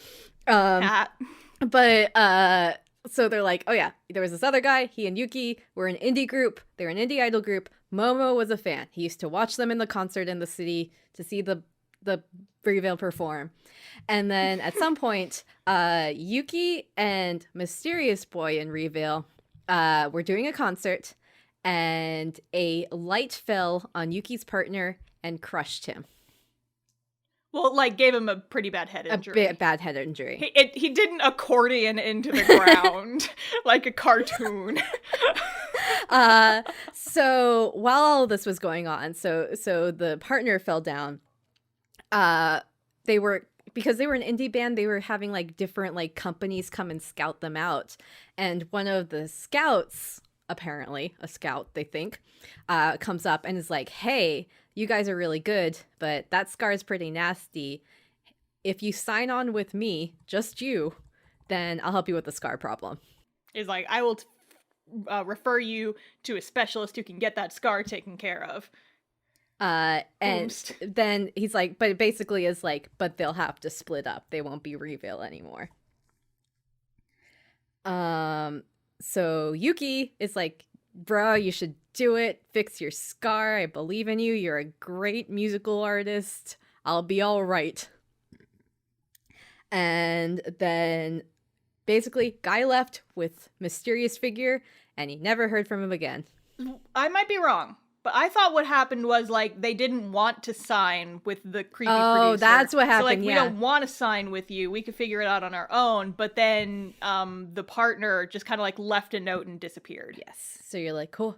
What's going to happen? Because we know who this producer is, and like, partner's not with them, so... Mm-hmm. So, guy disappeared. He's like, I don't want to deal with this. I'm gone. Outie. You be safe, Yuki. Don't sign with this creepy dude. Mysterious creepy dude.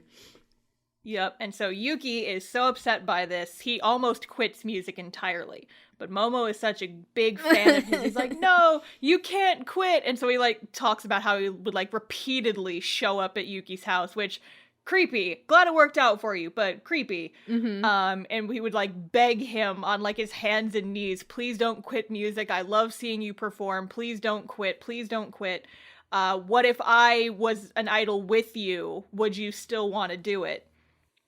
And then eventually Yuki agrees to it. And Momo says, just give me 5 years. We can perform together as the new Reveal for 5 years. And then, like, that can get you back on your feet. Yep. And it's also like Momo kind of put this condition on himself. Like, Yuki's like, yeah, sure, I'll do it with you. That's fine. You come back a lot. You have passion. Sure, I'll try music again. And Momo's like, okay, it's only gonna be 5 years. It's only gonna be till your partner comes back. Don't worry. And Yuki's like, okay, whatever. Like, Yuki doesn't push these terms. It's Momo pushing it on himself. Yeah. Which is important. So, back to present day. Momo's like, so that's what happened. I'm not the real half of Reveal. And the other thing is, I heard Yuki on the phone the other day, and he's still looking for his former partner, and I'm pretty sure he wants to find the dude before the concert so he can just be done with me because of it being 5 years and him finding his partner. Yep. But then Yuki appears, and he's like, is that what you were worried about? Is that why you've been having trouble singing? You're my partner. I'm not just gonna drop you like that. But Momo, like, does not believe him. He's like, you're just saying that. You obviously prefer your old partner. You always look at photos of him all the time. I see you text him sometimes. I see you texting him. except not. No, because, like, they don't have contact. Yeah, like, they have no idea where the partner but yeah, disappeared to. the conversation sort of devolves into, like, what someone might have a joke of, like them having more of a problem with, like, being jealous of a former partner, like a romantic partner instead of a music partner. So it just kind of devolves into a like their normal gag husband-wife thing. Yeah, so, like, the situation kind of, like, devolves into gags and conversations with the other people who were there. But you think everything is better after this. Like, Yuki reassures Momo, is like, you're my one and only partner, and Momo, like, seems to agree with him, but then they go on to record a, like, TV spot, and Momo still can't sing. So obviously that was not the problem. Uh-oh. Gaku also drops the ideas like, maybe Momo's being drugged. There's been more of these vandalism posters about your show. Maybe it's someone who really hates the fact that you're covering Zero. So it's like, oh, the Zero drama is still ongoing. Yep. Yeah, because Reveal is under a lot of fire from, like, supposed Zero and Zero's fans. I think around here, too, you hear news that the person who's been spray painting the posters, there's been rumors that they're dressed like Zero. So it's like a mysterious, like, oh, someone in the Zero costume. Is it actually Zero? Ooh. But that makes me think, like, did Zero perform with a mask on? I don't know. It's just Lelouch. Like, we're fine. It's just fucking Lelouch, man. We're given no reason to believe it's not. Nope. Listen, you can lead a rebellion and be a pop idol at the same time. Yep. I'd watch that show. Yep. They actually, Sarah, listen, they have, like, alternate, like, costume figures of the main characters and idol outfits. How many franchises Code Geass, like, crossovers with to this day? They are constantly doing crossovers. Like, maybe. Code Geass, IDOLiSH7, Zero is Zero, IDOLuminati. Everything is connected. It's all the same. So that's going on. Meanwhile, they're all still kind of doing their work. At some point, Sogo and Tamaki are doing their regular show, and Sogo steps outside again and gets shanked by Aya. She doesn't shank him, but she does sneak up behind him and like puts her hands on on his mouth. He's like, "Shut the fuck up. Do you have a keychain? I lost a keychain. If it's mine, you need to give it back." And Sogo like shakes her off and is like, "I'm the only one allowed to hold a knife in this show. Also, you're totally Tamaki's sister. I knew it." And I was like, oh, "Don't you dare say that. I can't. You don't tell anyone. I can't betray him." Because she talks about how like it's not my brother. I'm worried about betraying. It's my benefactor. It's like I want to live up to his expectations, and I have to help him at all costs. But he has a dream, and the person who he's probably focused on for his dream is. And then this trigger truck drives by, and when Sogo's distracted by the trigger truck, she disappears. Goodbye. And then moments later, Tamaki walks outside. He's like, "Hey, Sogo, what's going on? What you staring at?" And Sogo's just like, nothing. And thus continues Sogo's monologue. And you kind of get a more detailed idea of what his thought process is, because he's thinking to himself, he's like, so Tamaki recently has been doing really great. Like, he hasn't been blowing up at the producers. Him and I are getting along. I'm afraid that if I tell him about Aya, he'll lose focus and get all emotional again. And then maybe he'll stop being an idol. I hope that's not the case. So should I tell him? Should I not tell him? When should I tell him? It's like, how do I bring this up? Should I just keep it to myself? What should I do? Mm-hmm. And then you also get another little scene at the end where you think everything's resolved with Reveal, because Momo's like, "All right, Yuki, we're the people now." As he said, he doesn't want this other guy to come back. It'll be fine. And then he goes on stage and he opens his mouth and he still can't sing. Yep, he's still fucked up. And there is a special ending here. It's a Reveal song, and basically it's the credits are rolling and the screen is like just getting covered in snow, which is like, oh no. You will never far from my heart. You are never far from my heart. 砂漠みたいな気持ちにずっと水を注ぎ続けてくれたね。君が笑うその瞬間に咲いてゆく花の名前を教えて。あの日の Yukino. Yukino.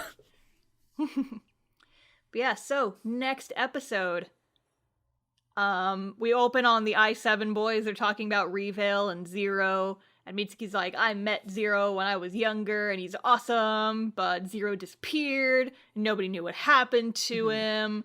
And so they ask like the stage manager for the Zero show, like, "Hey, what happened to Zero?" And he's like, "IDK, bro, he just kind of disappeared, but what he expects is that he just had too many expectations placed on him and it eventually broke him. And that's why he like went into hiding and disappeared." And so now the i7 boys are worried about the same thing happening to them as they get more popular. And so they are like in the car driving home after talking to the guy, and they're like, what would happen if we just disappeared like that? What would you do, Samugi? And Samugi's like, "I'll definitely find you." And you're like, "Oh, you're a good girl."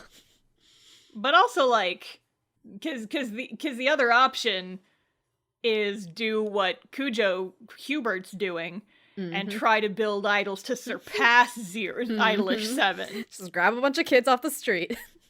Yup, just adopt a bunch of random kids and be like, "Hey, you're in an idol group now." Which is kind of what happens in 22/7 a little bit. Huh. They're just like, "Hey, you're just you're an idol now because I said so." Yeah. Illuminati, I guess. Illuminati. Anyway. It's time for IDOLiSH7 to release their second album, and Riku is ready to retake the center position. Yes, the allergy season is over. His asthma's gone. He's stable, which makes me be like, I wonder what they're gonna do in the future. If it's they're pushing it like every year this happens at this time of year. So it's like, how are you gonna handle this ongoing, guys? Are we just gonna like swap out who gets to be the center every spring? Like, so they're talking about like, okay, well, we don't want to freak out our fans over this. So what they end up doing is they're like, we're gonna do a check-in with the fans. And so at their next concert, Iori starts as the center, and then they have like this big MC where they talk about, okay, well, Riku's gonna take center back, and they reassure their fans, and they talk about how much they love and appreciate their fans and each other, and how much they support one another. And then they kiss. And the audience. And then no, Sarah, you're giving people false hope. There's no kissing. That's how it happened in my head. Yeah, I know, but you have the ship glasses on. It's gonna get you in trouble one day. But yeah, so the fans overall seem happy with this, and they're excited, and like everybody's little glow sticks in the audience turn to red for Riku, and it's like, oh, yeah, and they have that a new went better song. than expected. It's Restart Pointer. It's good. All their music's good. It was very good. 君と笑い合えたならどんな今日も変えられるさまた新しい夢を見ようよ Step on Dream 一緒に So, after the concert, everything's great, all the boys are happy, they're like, yay! Our various character arcs are wrapping up and nothing could possibly interfere with this. Nope. Nope. Nope. But then... Dun dun. There is a sign outside the studio, and it just says, the Get Back My Song sign, and then underneath it says, Haruki, the betrayer. Uh-huh. And so now the public starts to realize that Zero's old composer, like, was the one who wrote pretty much all of IDOLiSH7's song, and the public just, like, latches onto this. And there's like, aren't those supposed... If Haruki was the one who produced them, aren't those supposed to be Zero songs? What happened? And everyone's, like, obviously very upset by this, because, like, their entire career is built off of these songs. It's like, well, what are we supposed to do then? Which kind of makes me wonder, makes you think. Mm-hmm. There's a finite number of these songs. Yep. What happens when they use them all? Yep. And, like, another thing that I think about a lot is the fact that, like, obviously, like, the voice actors have to, of these idol shows, have to confront the fact that people associate their personal talents as these fictional characters, but it's also pushing, like, all, like, the whole group behind i7 who works on the show and the music and the games. They're all like, hey, all of your work is like this one fictional character. We're not gonna credit you. And you're like, This in-fiction character. Yeah, they're gonna run out of music at some point, probably. Yeah, so we'll see what like, in show, they'll probably never acknowledge it. I mean, what, like, Beethoven wrote a song a day, right? For like 10 years, so we've got plenty of tunes, right, Nagi? Hey Nagi? They just have to talk to the weird voice in the shrine, and it'll give them new songs. We have to go talk to the wall, and you'll channel Haruki's spirit from beyond the grave. Yep, absolutely. That's how shit works. But yeah, so at some point, Sogo is still worried about the Tamaki situation. He's not sure what to do, and so he tries to indirectly ask for advice. And he's like, hey, Riku, can I tell you a story and ask for your opinion on it? And Riku's like, my int is at a -5. Yes. And so how would you explain this scene? Because it's just... So it's like, if you were a firefighter and the world was burning and your partner's sibling had some secret... So it's basically, like, completely abstract. And then Riku's like, yeah, I would tell the other person. Unless it was Tamaki. I would never tell that to Tamaki. Tamaki. Yeah. So it was cute, but it's hard to describe. Yes. So you just have to understand that it was cute and move on. Lots of, like, the little chibi art style that they do here occasionally. Sogo still has no idea what to do, basically. Yeah, he's just like, this was not helpful at Nope. all. Not even a little bit, unfortunately. And then we get a post-credit scene. Basically, the office is completely swamped. They're getting all these calls, and it's just people being like, yo, tell us about Haruki. Did you steal songs from Zero? What's going on? And like, basically Tsumugi and Banri, they like can't handle all the phone calls. They're freaking out. Tsumugi talks to her dad like, hey, we got to do a press conference or something to like ease some of like the calls coming in. And the dad's like, well, we're a small company. We don't have a personal attorney. I don't know how to do a good press conference. And then Nagi like slams open the door and he's like, I'll do the press conference for you. Yeah, he's like wearing a suit and he's like, here's my new job contract, by the way. I'm your new public relations manager. And it's like, at this point, maybe you could hire a lawyer. Yeah, I feel like they should have one by now. Especially after what happened last season. They should hire a lawyer. Yeah, they should have a lawyer already. They should just hire Tendo. Yes. He was a lawyer and an idol. My brain had to buffer for a second. I'm like, Tendo. Yes, my boy. Other boys. Other red boy. Other from red other boy. idol franchise. Yeah, God, like Tendo becomes the lawyer for like every idol company. Please. Like, hello, it's me, Teru Tendo. I'm a lawyer. I'm a lawyer. But yeah, no. So Nagi's like, I will do the press conference. I will take all of these like. I forget his exact metaphor, but he's like, I'm going to take all these people, I'm going to turn them into fucking sheep, and they'll follow what I say. You're like, oh, Nagi. It's like, okay, serious business. So episode 12. This show has 15 episodes, by the way, Yes. because IDOLiSH7 loves to have oddly numbered seasons. Mm-hmm. So press conference time. Nagi is like up in front of all these people. He's like in his suit, and it's like hair's done real nice, and he is like completely stoic, perfect public face. His accent is gone. And the other, like, Tsumugi and her dad are just like staring at him like, who the fuck is this? And what have you done with Nagi? And so what Nagi is able to do is he is able to like take this conversation and turn the audience back to IDOLiSH7's side and be like, the songs are legally mine. We had a transfer of rights. I can produce the documents if you want. It just makes me really sad that someone is pretending to be Zero, having these negative feelings. And so now the audience is convinced like, oh, well, obviously it's a person pretending to be Zero. Why would the real Zero do that? Da, da, da, da, da, da, da, da. But at the end of the press conference, The Phantom of the Opera shows up. the Phantom of the Idols. The Phantom of the Idols. Appears, throws a can of spray paint at Tsumugi. And then like all the I7 boys were like hiding out in the audience and they chase him as he leaves, and he's wearing like a full costume with like a cape and a mask. The Phantom of the Opera. And so like he runs and they chase him, and he runs to like an outdoor stage and like starts playing some of Zero's music just like on a loudspeaker, and everybody on the street is just like, oh my god, is that Zero? Which means I guess that he did wear a mask on stage? I don't know. It's Lelouch. It's fine. It's, oh, hi Lelouch, whatever. But yeah, so then at some point he like snaps his fingers and disappears. Dun dun dun. Dun dun dun.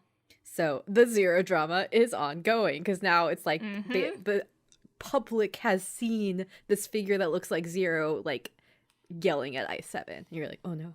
Yep. Berating I7 with spray paint and lies. So all this tension happening before this big 3-day concert at the Zero Arena. Trigger is on TV, and they are getting like asked all these questions. They're like, can you tell us about Haruki and the IDOLiSH7 songs? Tell us about the Zero Arena. Is Reveal even good enough? What do you have to say about these shenanigans? And then Trigger's like, you know, we could talk about the shenanigans, or we could sing our new song. Yeah, the segue is so weird. It's just like, hey, well, now that we've got a lot of reporters here, we're going to acapella our newest song, and that's how we're going to deflect the conversation. Yeah. But it was really good. The song's called Last Dimension, and it does start with the 3 guys just singing acapella, and then, like, it starts, like, with them in this, like the press conference, but then it transitions to, like, an MV like a music video, and then like the background music starts coming in. It was really well done. バズるエリアひしめくボーイズ and girl 派手なジュエルうごめく欲望闇に潜むは怪しのシルエット Who are you? Yeah, are you kidding? But then what follows is a PR segment. So now that Trigger's involved, that Yaotome Productions, the one who has all the money, they like find a whole bunch of people. Well, actually, like Iori gives Tsumugi info, who gives it to Trigger's producer, and is like, hey, here's a list of all of these well-known celebrities who have positive opinions on like the whole Reveal Zero drama. So if you're gonna use these people to make like a PR thing, here's a whole list of people. You didn't get this from me, bye. But it ends up working out well for basically everyone involved. And at the end of the episode, there is a talk between Yuki and Yamato. And basically, you find out that one of these celebrities that endorsed all the groups was Yamato's dad. Oh, he's related to a celebrity. Shit. Who would have known? Whoa. Episode 13 starts out with me wondering if I accidentally started in the middle of the wrong episode because Star and I share a Crunchyroll. Yup. Because it starts out real high tension, and then you find out they pulled an Idol Master on us. Yep. The Sugo and Tamaki are yelling at each other. Mm-hmm. And Tamaki's like, why did you hide her from me? What did you do? Why would you do that? And then the director yells, cut! So we're back on the whole idol trope of your drama is also your drama. Mm-hmm. That's true. But yeah, so like Sogo's just like still nervous. He's like, I gotta tell him, but I can't tell him, but I gotta tell him, but I can't tell him. And at some point they go backstage, and who's there? It's Hubert. It's Hubert Fire Emblem Kujo. Hubert and Henry are meeting each other finally. The Fire Emblem crossover we wanted. But yeah, so apparently, like they introduce themselves, and Kujo Hubert is like, "Oh, Sogo, you're Osaka Sogo. You mean reminds me of a musician that I once knew who also had the last name Osaka." And then Sogo's like, "You knew my uncle?" And turns out, yes, Kujo did know Sogo's uncle. Put a pin in that. He also looks at Tamaki. He's like, hey, you look kind of like my daughter. And Tamaki's like, you don't remind me of my dad at all. And I'm like, Uh-oh. But yeah, so then it's at one point, like, Kujo Hubert excuses himself, and then Ten is also there, and he's like, Ten, I just want to tell you again, you are the star who will one day surpass Zero. And Ten's like, sure, Dad. He's like, become Center Nova. Center Nova. Center Nova. Oh my god, that's actually what it is, though. Yeah, that's what happened to Zero! Oh my god! That's why he disappeared! Zero is Center Nova is also Lelouch. That's why he disappeared! He became Center Nova and ascended, and he's there with Achan.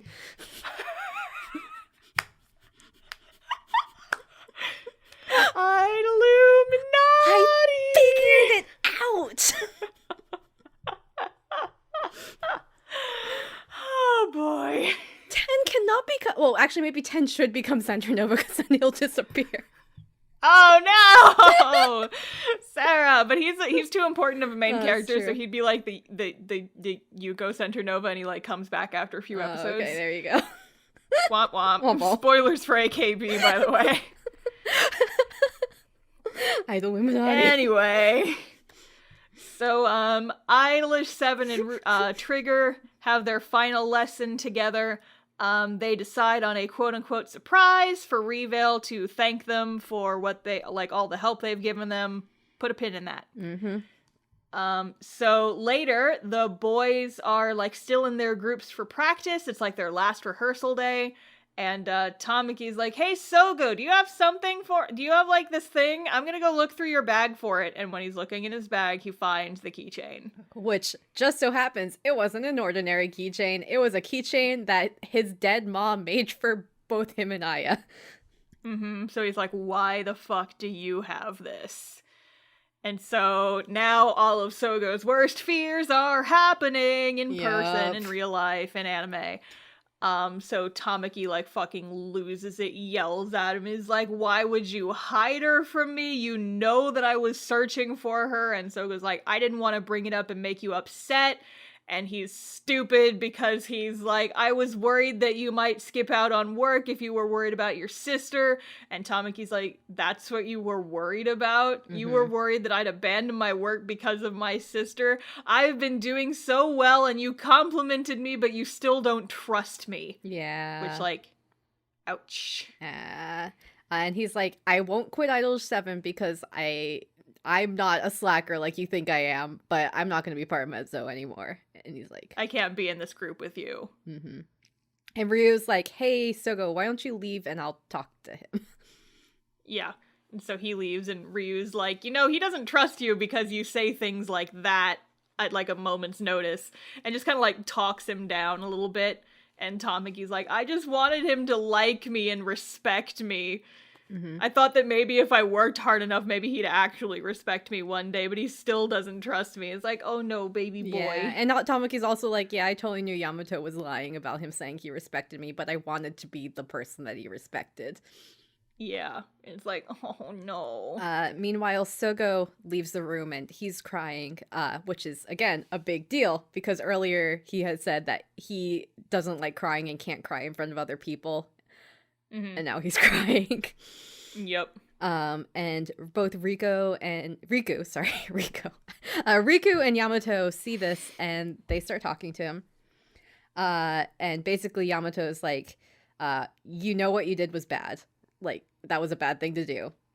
And at the same time, you have to understand that Tamaki is upset not only because you hid this from him, but because he knows that you can't trust him. So after both of them have their separate talks with the other boys, they talk to each other. Well, actually, what happens is... Remember that thing that we joked about at the start of the episode? This is where that happens. So Tamaki is in his room. Yeah, he's like, I don't want to talk to you. Go away.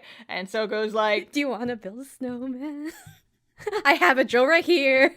I'm gonna take off your door. Let's talk some more. Let's go and find your sister. I know you've been so lonely, and now I'll make it up to you. We have the day off tomorrow. Do you want to find your sister? I promise that we'll find your sister. And welcome to the musical episode of Idol Days. The show about idol animes and musical parodies. But yeah. So Sogo basically says, I'm gonna make this up to you. I have an idea of how we could find your sister. And honestly, I am amazed that this works. Right.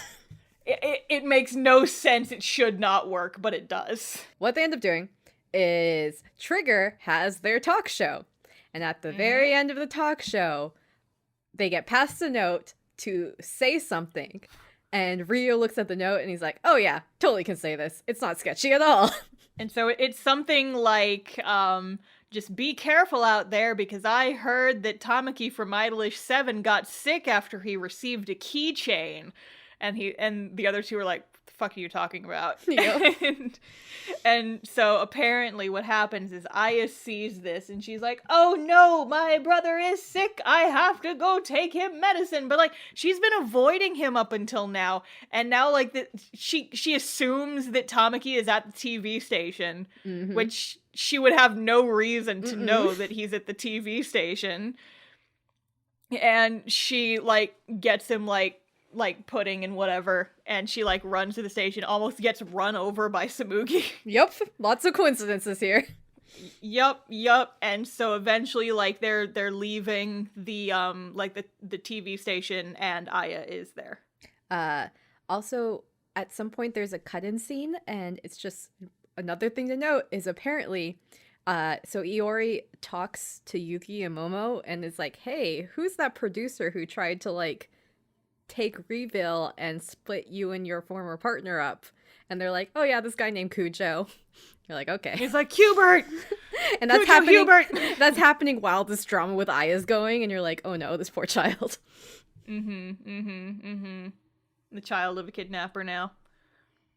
Anyway, episode 14. We're almost done. Yep.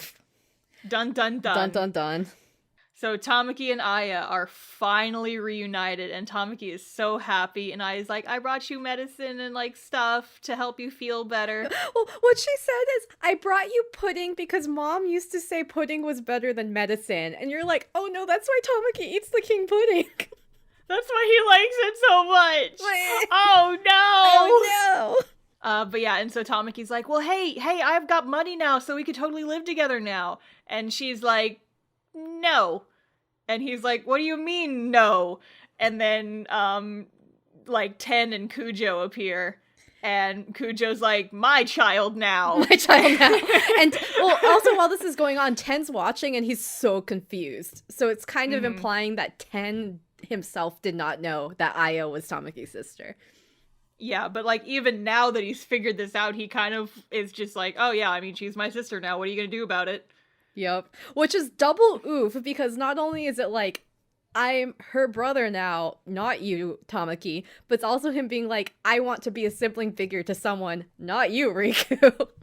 Yeah, just big fucking oof, Ten. Yeah. God damn, deeper and deeper into the trash pit he goes. Yep. And so this is where you find out that Aya is also training to be an idol, one who can surpass Zero.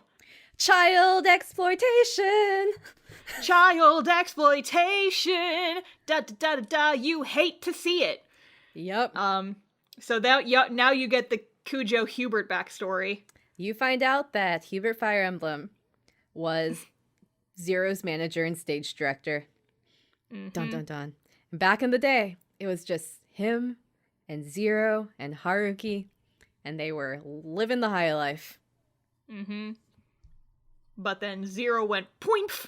Poof. He became Center Nova. And Cujo was like, you abandoned me, you motherfucker. I gotta make better idols than you now so everyone will stop talking about you. Fuck you. And then he's like, I searched for idols everywhere. I looked for somebody from the Osaka family and he sucked. And Sogo's like, oh. And then he's like, that's my uncle. And I found your partner and he sucked. And Yuki's like, oh. And you're like, oh wow, this guy is everyone's enemy. Yep. Public enemy number one. Hubert Fire Emblem. But yeah, he's like, but that, like, he actually says, he's like, all of these adult idols failed me. So instead, I turned to children. And I could raise them as my own. And make them powerful idols. And I'm like, bruh! No. Do not. No, he's a fucking creep. And, okay, so you know what? Here's the reason why this man is actually alternate universe Hubert Fire Emblem. Hubert Fire Emblem needs to go to jail immediately. War crimes. Cujo needs to go to jail immediately. Child exploitation. They both need to go to jail, and maybe they can be friends there. They're the same person. They have to kill each other. There can be only one. I don't even know who I want to win. Yeah. Because they both suck. Yeah. Sorry to any Hubert fans. Not sorry to any Cujo fans. And then they start walking away, all three of them. So the Cujo family, so Ten, Hubert, and Aya start walking away. And Riku's like, you can't go with him. You're my brother, not this random family. And also, that guy probably killed somebody or tried to kill somebody on stage. Yep. Somebody being Yuki's former partner with the stage light. Yeah. But they just leave. And since the season is almost over, we get no more follow-up with Tamaki on how he feels about this. He's just kind of told, just put it aside, we'll deal with it later.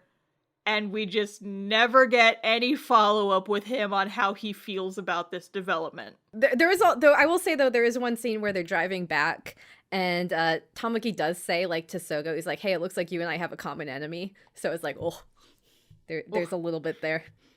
Yeah, I think he's everyone's common enemy now. Public enemy number 1, go to jail immediately. Nagi does also note that, hey, if Hubert Fire Emblem didn't know where 10, or not 10, if Hubert Fire Emblem didn't know where Zero went, that probably means Zero didn't end up in the hospital after all, so it's still a mystery. Where did he go? Where did you come from? Where did you go? Where did you come from? Zero. I'm just gonna like put the album covers of all the songs that we parody in this episode and be like, try and guess what fucking anime we're talking about. Back at the studio, some of the other boys, they start talking to Bonri because they're like, "You're a big Revale fan. Do you know what happened to Yuki's old partner? Because apparently it's causing some strife in the group, and we're trying to find him. Do you know anything?" And then Bonri's like, "Well, wouldn't it be better if they don't find him? Because wouldn't that make them sad?" And at that point, I'm like, yes, this is what I wanted. Yeah, like the framing in this scene is so obviously like, it's Bonri. Bonri is Yuki's old partner. I was hoping from the first concert, because I'm like, the partner has blue hair. I'm like, please be Bonri. I honestly didn't see it coming, but I also wasn't paying too much attention. I was just like, wow, boys, wait a second. I think the only hint they really gave was that Bonri was a Revale fan unexpectedly, but like they didn't do anything else. I just had my own personal hopes, so I was glad.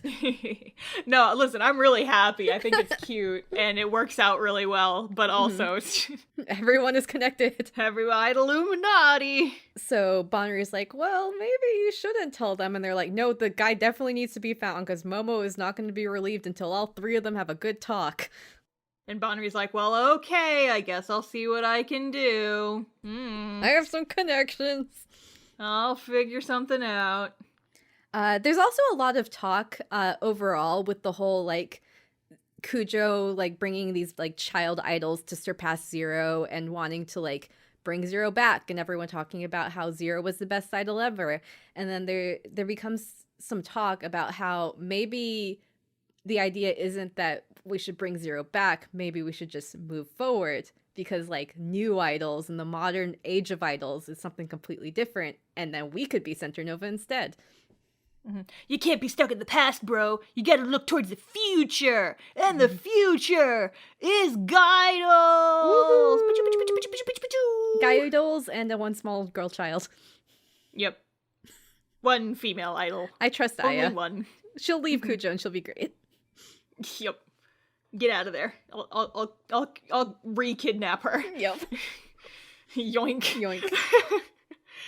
Okay, but now it is concert time. Woohoo. So Trigger is the performers for day 1, and they do a musical stage play? Yep.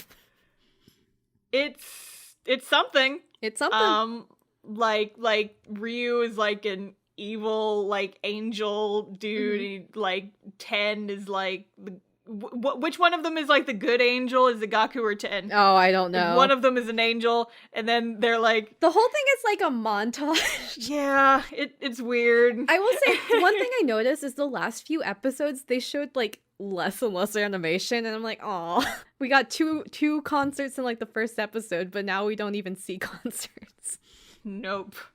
I mean, listen, it's not as bad as Wake Up Girls. No, it's true. Like, I honestly, like, didn't even really notice it that much. Well, the one thing that I noticed afterwards is later on we'll get to the I7 concert.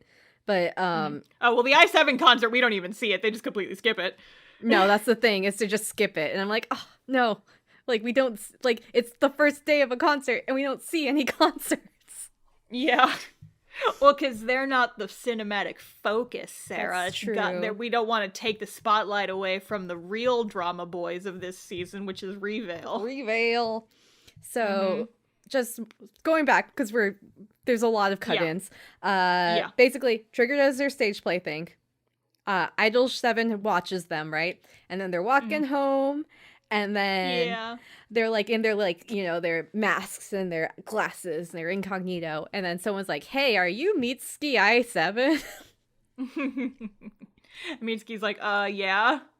And then she's like, "You're my best boy. You're so good. I love you in the show. Don't let these other crappy haters get you down. I'm an OG Mitsuki fan." Mm-hmm. And it's very cute. And he doesn't he like start crying a little bit? Yeah. He's like, "Thank you." It's like, yay! He gets some closure on his arc. People do like him. And then this girl, by saying all this, she draws some attention, and more i7 fans come over and they start like cheering them on. One of the fans that comes over is one of the fans you see at like the very beginning of season 1. She was like at their very first concert. Yeah. And she's one of the people you like reoccurringly see and like see little cut-ins, especially season 1 when they did more fan cut-ins. And she's like talking to Iori and Riku, and she's like, "I hope you two get along and don't let all these like Iori and Riku haters get into you. You both are great centers, and I know this because I run your shipping fan site." And I'm like, yes!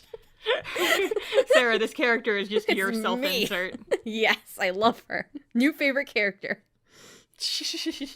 Fuck these boys, this character's me. Same. Big Sarah energy. But yeah, so next day is the IDOLiSH7 concert. We really don't get to see it at all. Womp womp. It's like completely skipped over. Which, like, I guess if they were strapped for time or budget, then sure. Show us the boys. Show us the boys. We got one last scene now. Momo is still worried about not being able to sing for the show tomorrow. And Yuki kind of like starts to blame himself. And he's like, well, if it's not psychological, or like, if it is psychological and we've solved all the other problems, then the problem must be me. So this is my fault. Fuck. So, episode 15. The last episode starts with some shit. Yeah. So we cut in immediately with Yamato like talking to Yuki and just being a total supervillain and just like extremely overacting. He's like, "Get back my song. No one shall tarnish Zero's name. I was the Zero who placed the graffiti, and I poisoned Momo's drink so he couldn't sing." And the more this goes on, the more I started, it's like, what's going on? Yamato? No, did I miss this out? Oh, this is a prank. This is fake. Now, Yuki doesn't know it's a prank. He plays right the fuck into this. He gets super worked up, like grabs Yamato by the collar and like actually like holds him off the ground. Is like, "Hey, fuck you. As far as I'm concerned, Momo is an even better singer than Zero. And I love him. And he's my partner. And if you did anything to him, I swear to God, I will destroy you." Less of that, but just like that's pretty the much. vibe. And then Momo walks in and he's like, "Yuki, is that true? Do you love me that much? And then, like, the rest of the i7 and the Trigger Boys are in the hallway, and they're like, "Prank successful!" You knew Yamato was an actor. Here you are. Here he is, doing acting. But it's funny because, like, he keeps the evil expression even after the prank has been revealed, and he looks like a total sleazeball, and I'm like, you're hilarious. Great boy. I just love how animated he is in this scene. Oh, yeah. He's just like gesticulating wildly with his arms, and it's like his eyes are open like super wide, and I'm like, this is hilarious. Do this more, please. And then after i7 walks in, who walks in but their manager, Bonri? Why is he here? Why is Bonri? Why are you here, buddy? And it turns out that Bonri is Yuki's old partner, Bon-san. Yeah. And they have just like this emotional reunion, and Bonri like kind of like gently chews out Yuki. He's like, "Aw, Yuki, you worried Momo so much. How could you do that?" And the other two are just like, "Oh my God, why are you here? You're here. It's amazing." Ah! And Bonri's just like, "Yeah, I've been around." I love working for i7. I don't make music anymore, but these boys are fun. Also, I have all your band t-shirts. He's like, "These are my boys now." But it's cute because he's basically like, Reveal is you and Momo. Like, it's both of you. And I don't want to step in. I'm happy where I am. And you guys got to understand, I'm your biggest fan, right? Where Reveal is right now. So, Momo, if you quit, I'll be sad too. It's like, oh, yay. reunited and it feels so good. Mm-hmm. Anyway, so now it is Reveal concert time. Woohoo! Bonri's in the audience, everybody else is in the audience. It's the i7 boys aren't. So IDOLiSH7 and Trigger, they go on in their special subunits, and they do the opening act in their little groups. And you don't see this either. I was so sad. You see, like, still panning shots like Yeah. Idol Animes wants to do when they don't want to animate a full dance number. But I wanted to see it. I know, me too. I'm patting your head gently through the screen right now. But yeah, so we see them do like their 3 songs, but then the last song they do with everyone all together, and it's like a medley of Reveal songs. 乾いた心よ今劇場に燃え上がれもう何度も壊れかけた希望だけをかけて一人じゃないAnd the Reveal this was the surprise that they were Yeah. planning, and the Reveal boys are watching from the green room, and they're like, "Oh, what? That's so cute. Our juniors are so precious. Mm-hmm. Our little kohais." And then it's time for Reveal to go on stage. Reveal, yeah. They have like really cute outfits in the thing. they They're like military prince style outfits, but like instead of being super tailored, it's like a hoodie top. It's super cute. Mhm. Yes. And like so like they're white and black themed. So like Yuki's is white because he's got the white hair, and Momo's is black because he's got the black hair, and they like mesh together really well. Mm-hmm. And they start to sing the cover of the Zero song, and Momo's got his voice back. Go, baby! Yay, Momo! What a hell of a time to test it.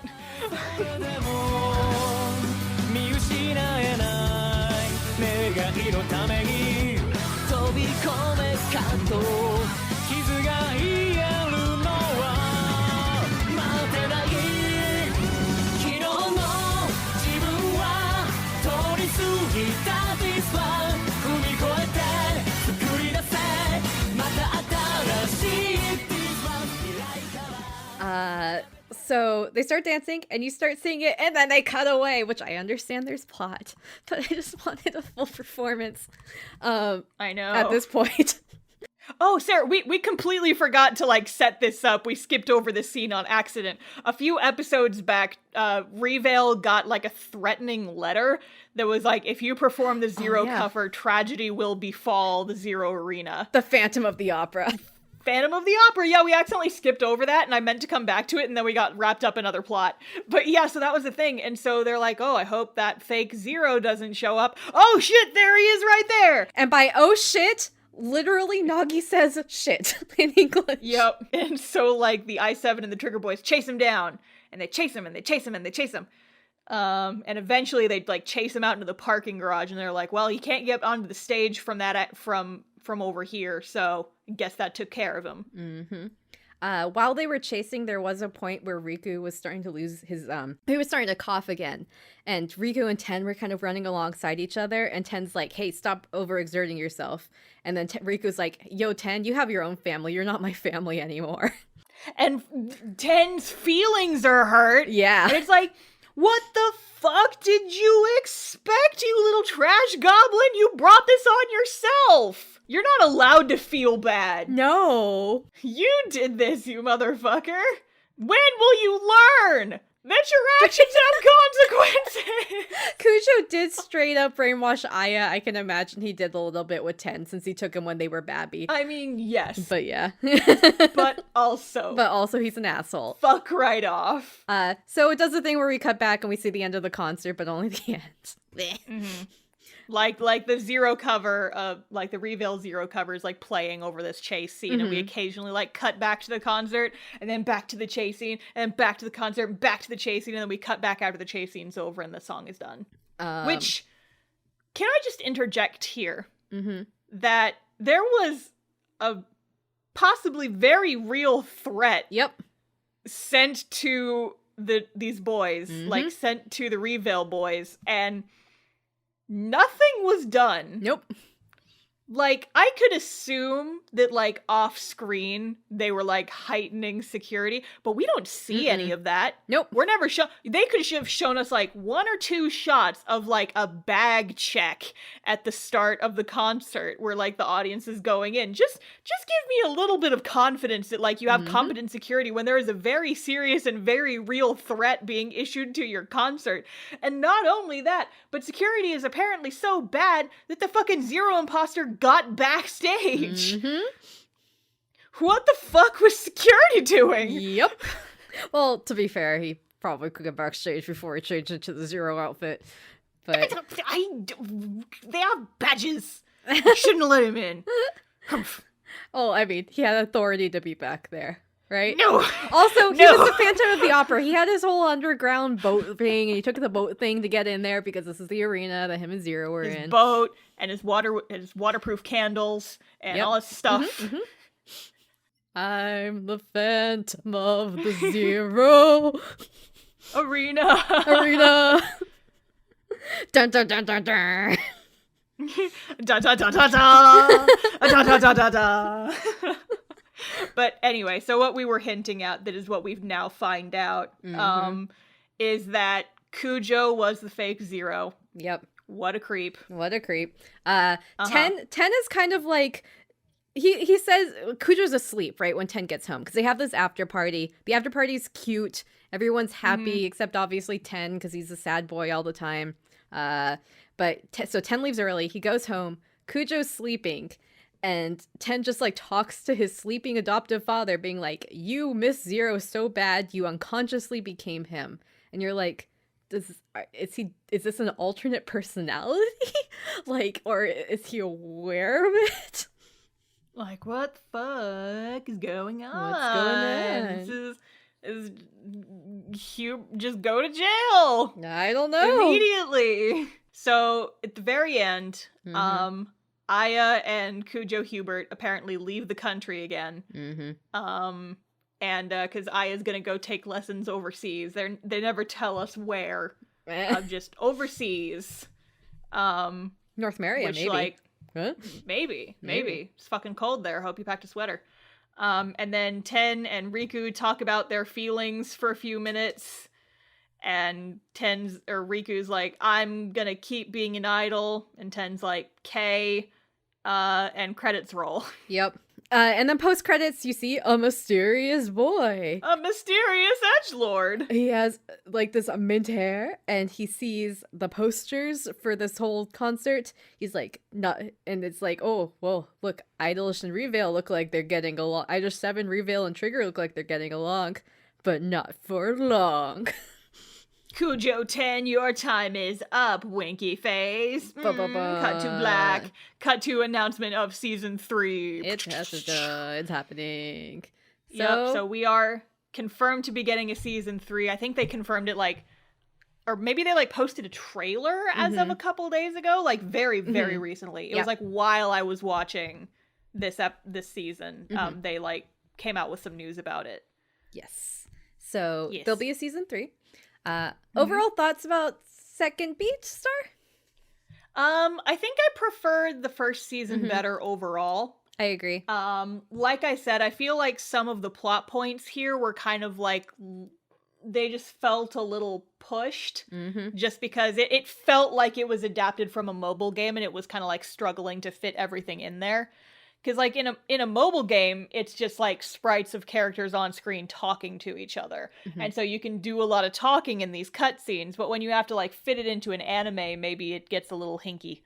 I will also say, like, there was a really strong point in the middle, like, with all the drama with, like, Mitsuki and stuff. But, like, the beginning was really scattered and all over the place. And then the beginning was, like, really weak. To the point where it made me question, like... I know, same. Was original IDOLish7, like, actually good? Or... Yep. And then it got good. Was the original show good? Because, like, this isn't... Like, these first couple episodes are pretty weak. Yeah. Like, was it bad and we just had rose-colored glasses on? Like, I feel like you need to go back and rewatch original IDOLish7 now and make sure that, like, we weren't duped into liking something that sucked. No, the first few episodes of this season were just kind of, like, weirdly paced Mm-hmm. and just kind of like a lot of characters talking to each other. But like by the midpoint, it was like, yeah, okay, the show's good. I forgot. But then towards the end, it got kind of weird again, and it started feeling really rushed. And again, Yeah. you don't like there was a lot of just fluff at the beginning, but you got full concerts, and then by the end, where the concerts mattered, you don't see them. Mm-hmm. Yeah, I feel like they had to spend so much time setting up like this entire season at the beginning that like by the end of it, they just didn't have enough time for everything. Mm-hmm. And it just makes me wonder like how they decide how many episodes their seasons are going to be. That's why I wonder too, because First season was 17 episodes and this one was only 15. yeah, and this one was shorter. Yeah. Like, I feel like it really would have benefited from having 2 more episodes, to be honest. I agree, but I also wonder if this is because of the pandemic.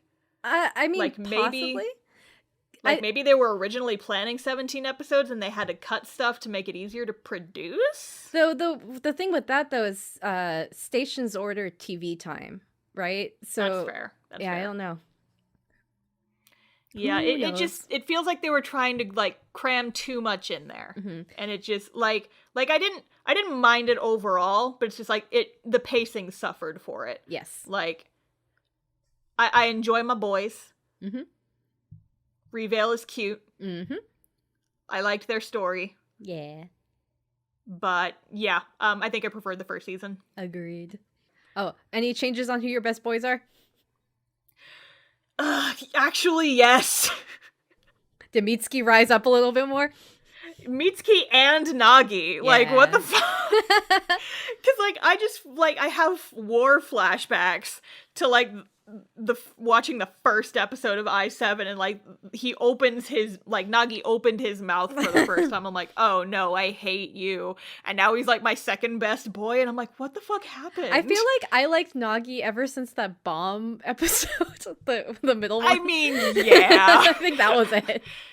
There's also, like, we didn't talk about it in this episode until now because I'm about to talk about it, but there was, like, this one gag where they were like, what if Zero was, like, actually the prince of a foreign country? And I think it's, like, Yamato who's like, a prince wouldn't bother being an idol. And you see, like, Nagi in the foreground just going on a face journey, and he's like, have they found me out? No, we're good. Nagi sweats. It was really, really cute, and I'm like, oh, you're fucking dweeb. Yeah. But I like you a lot. Mhm.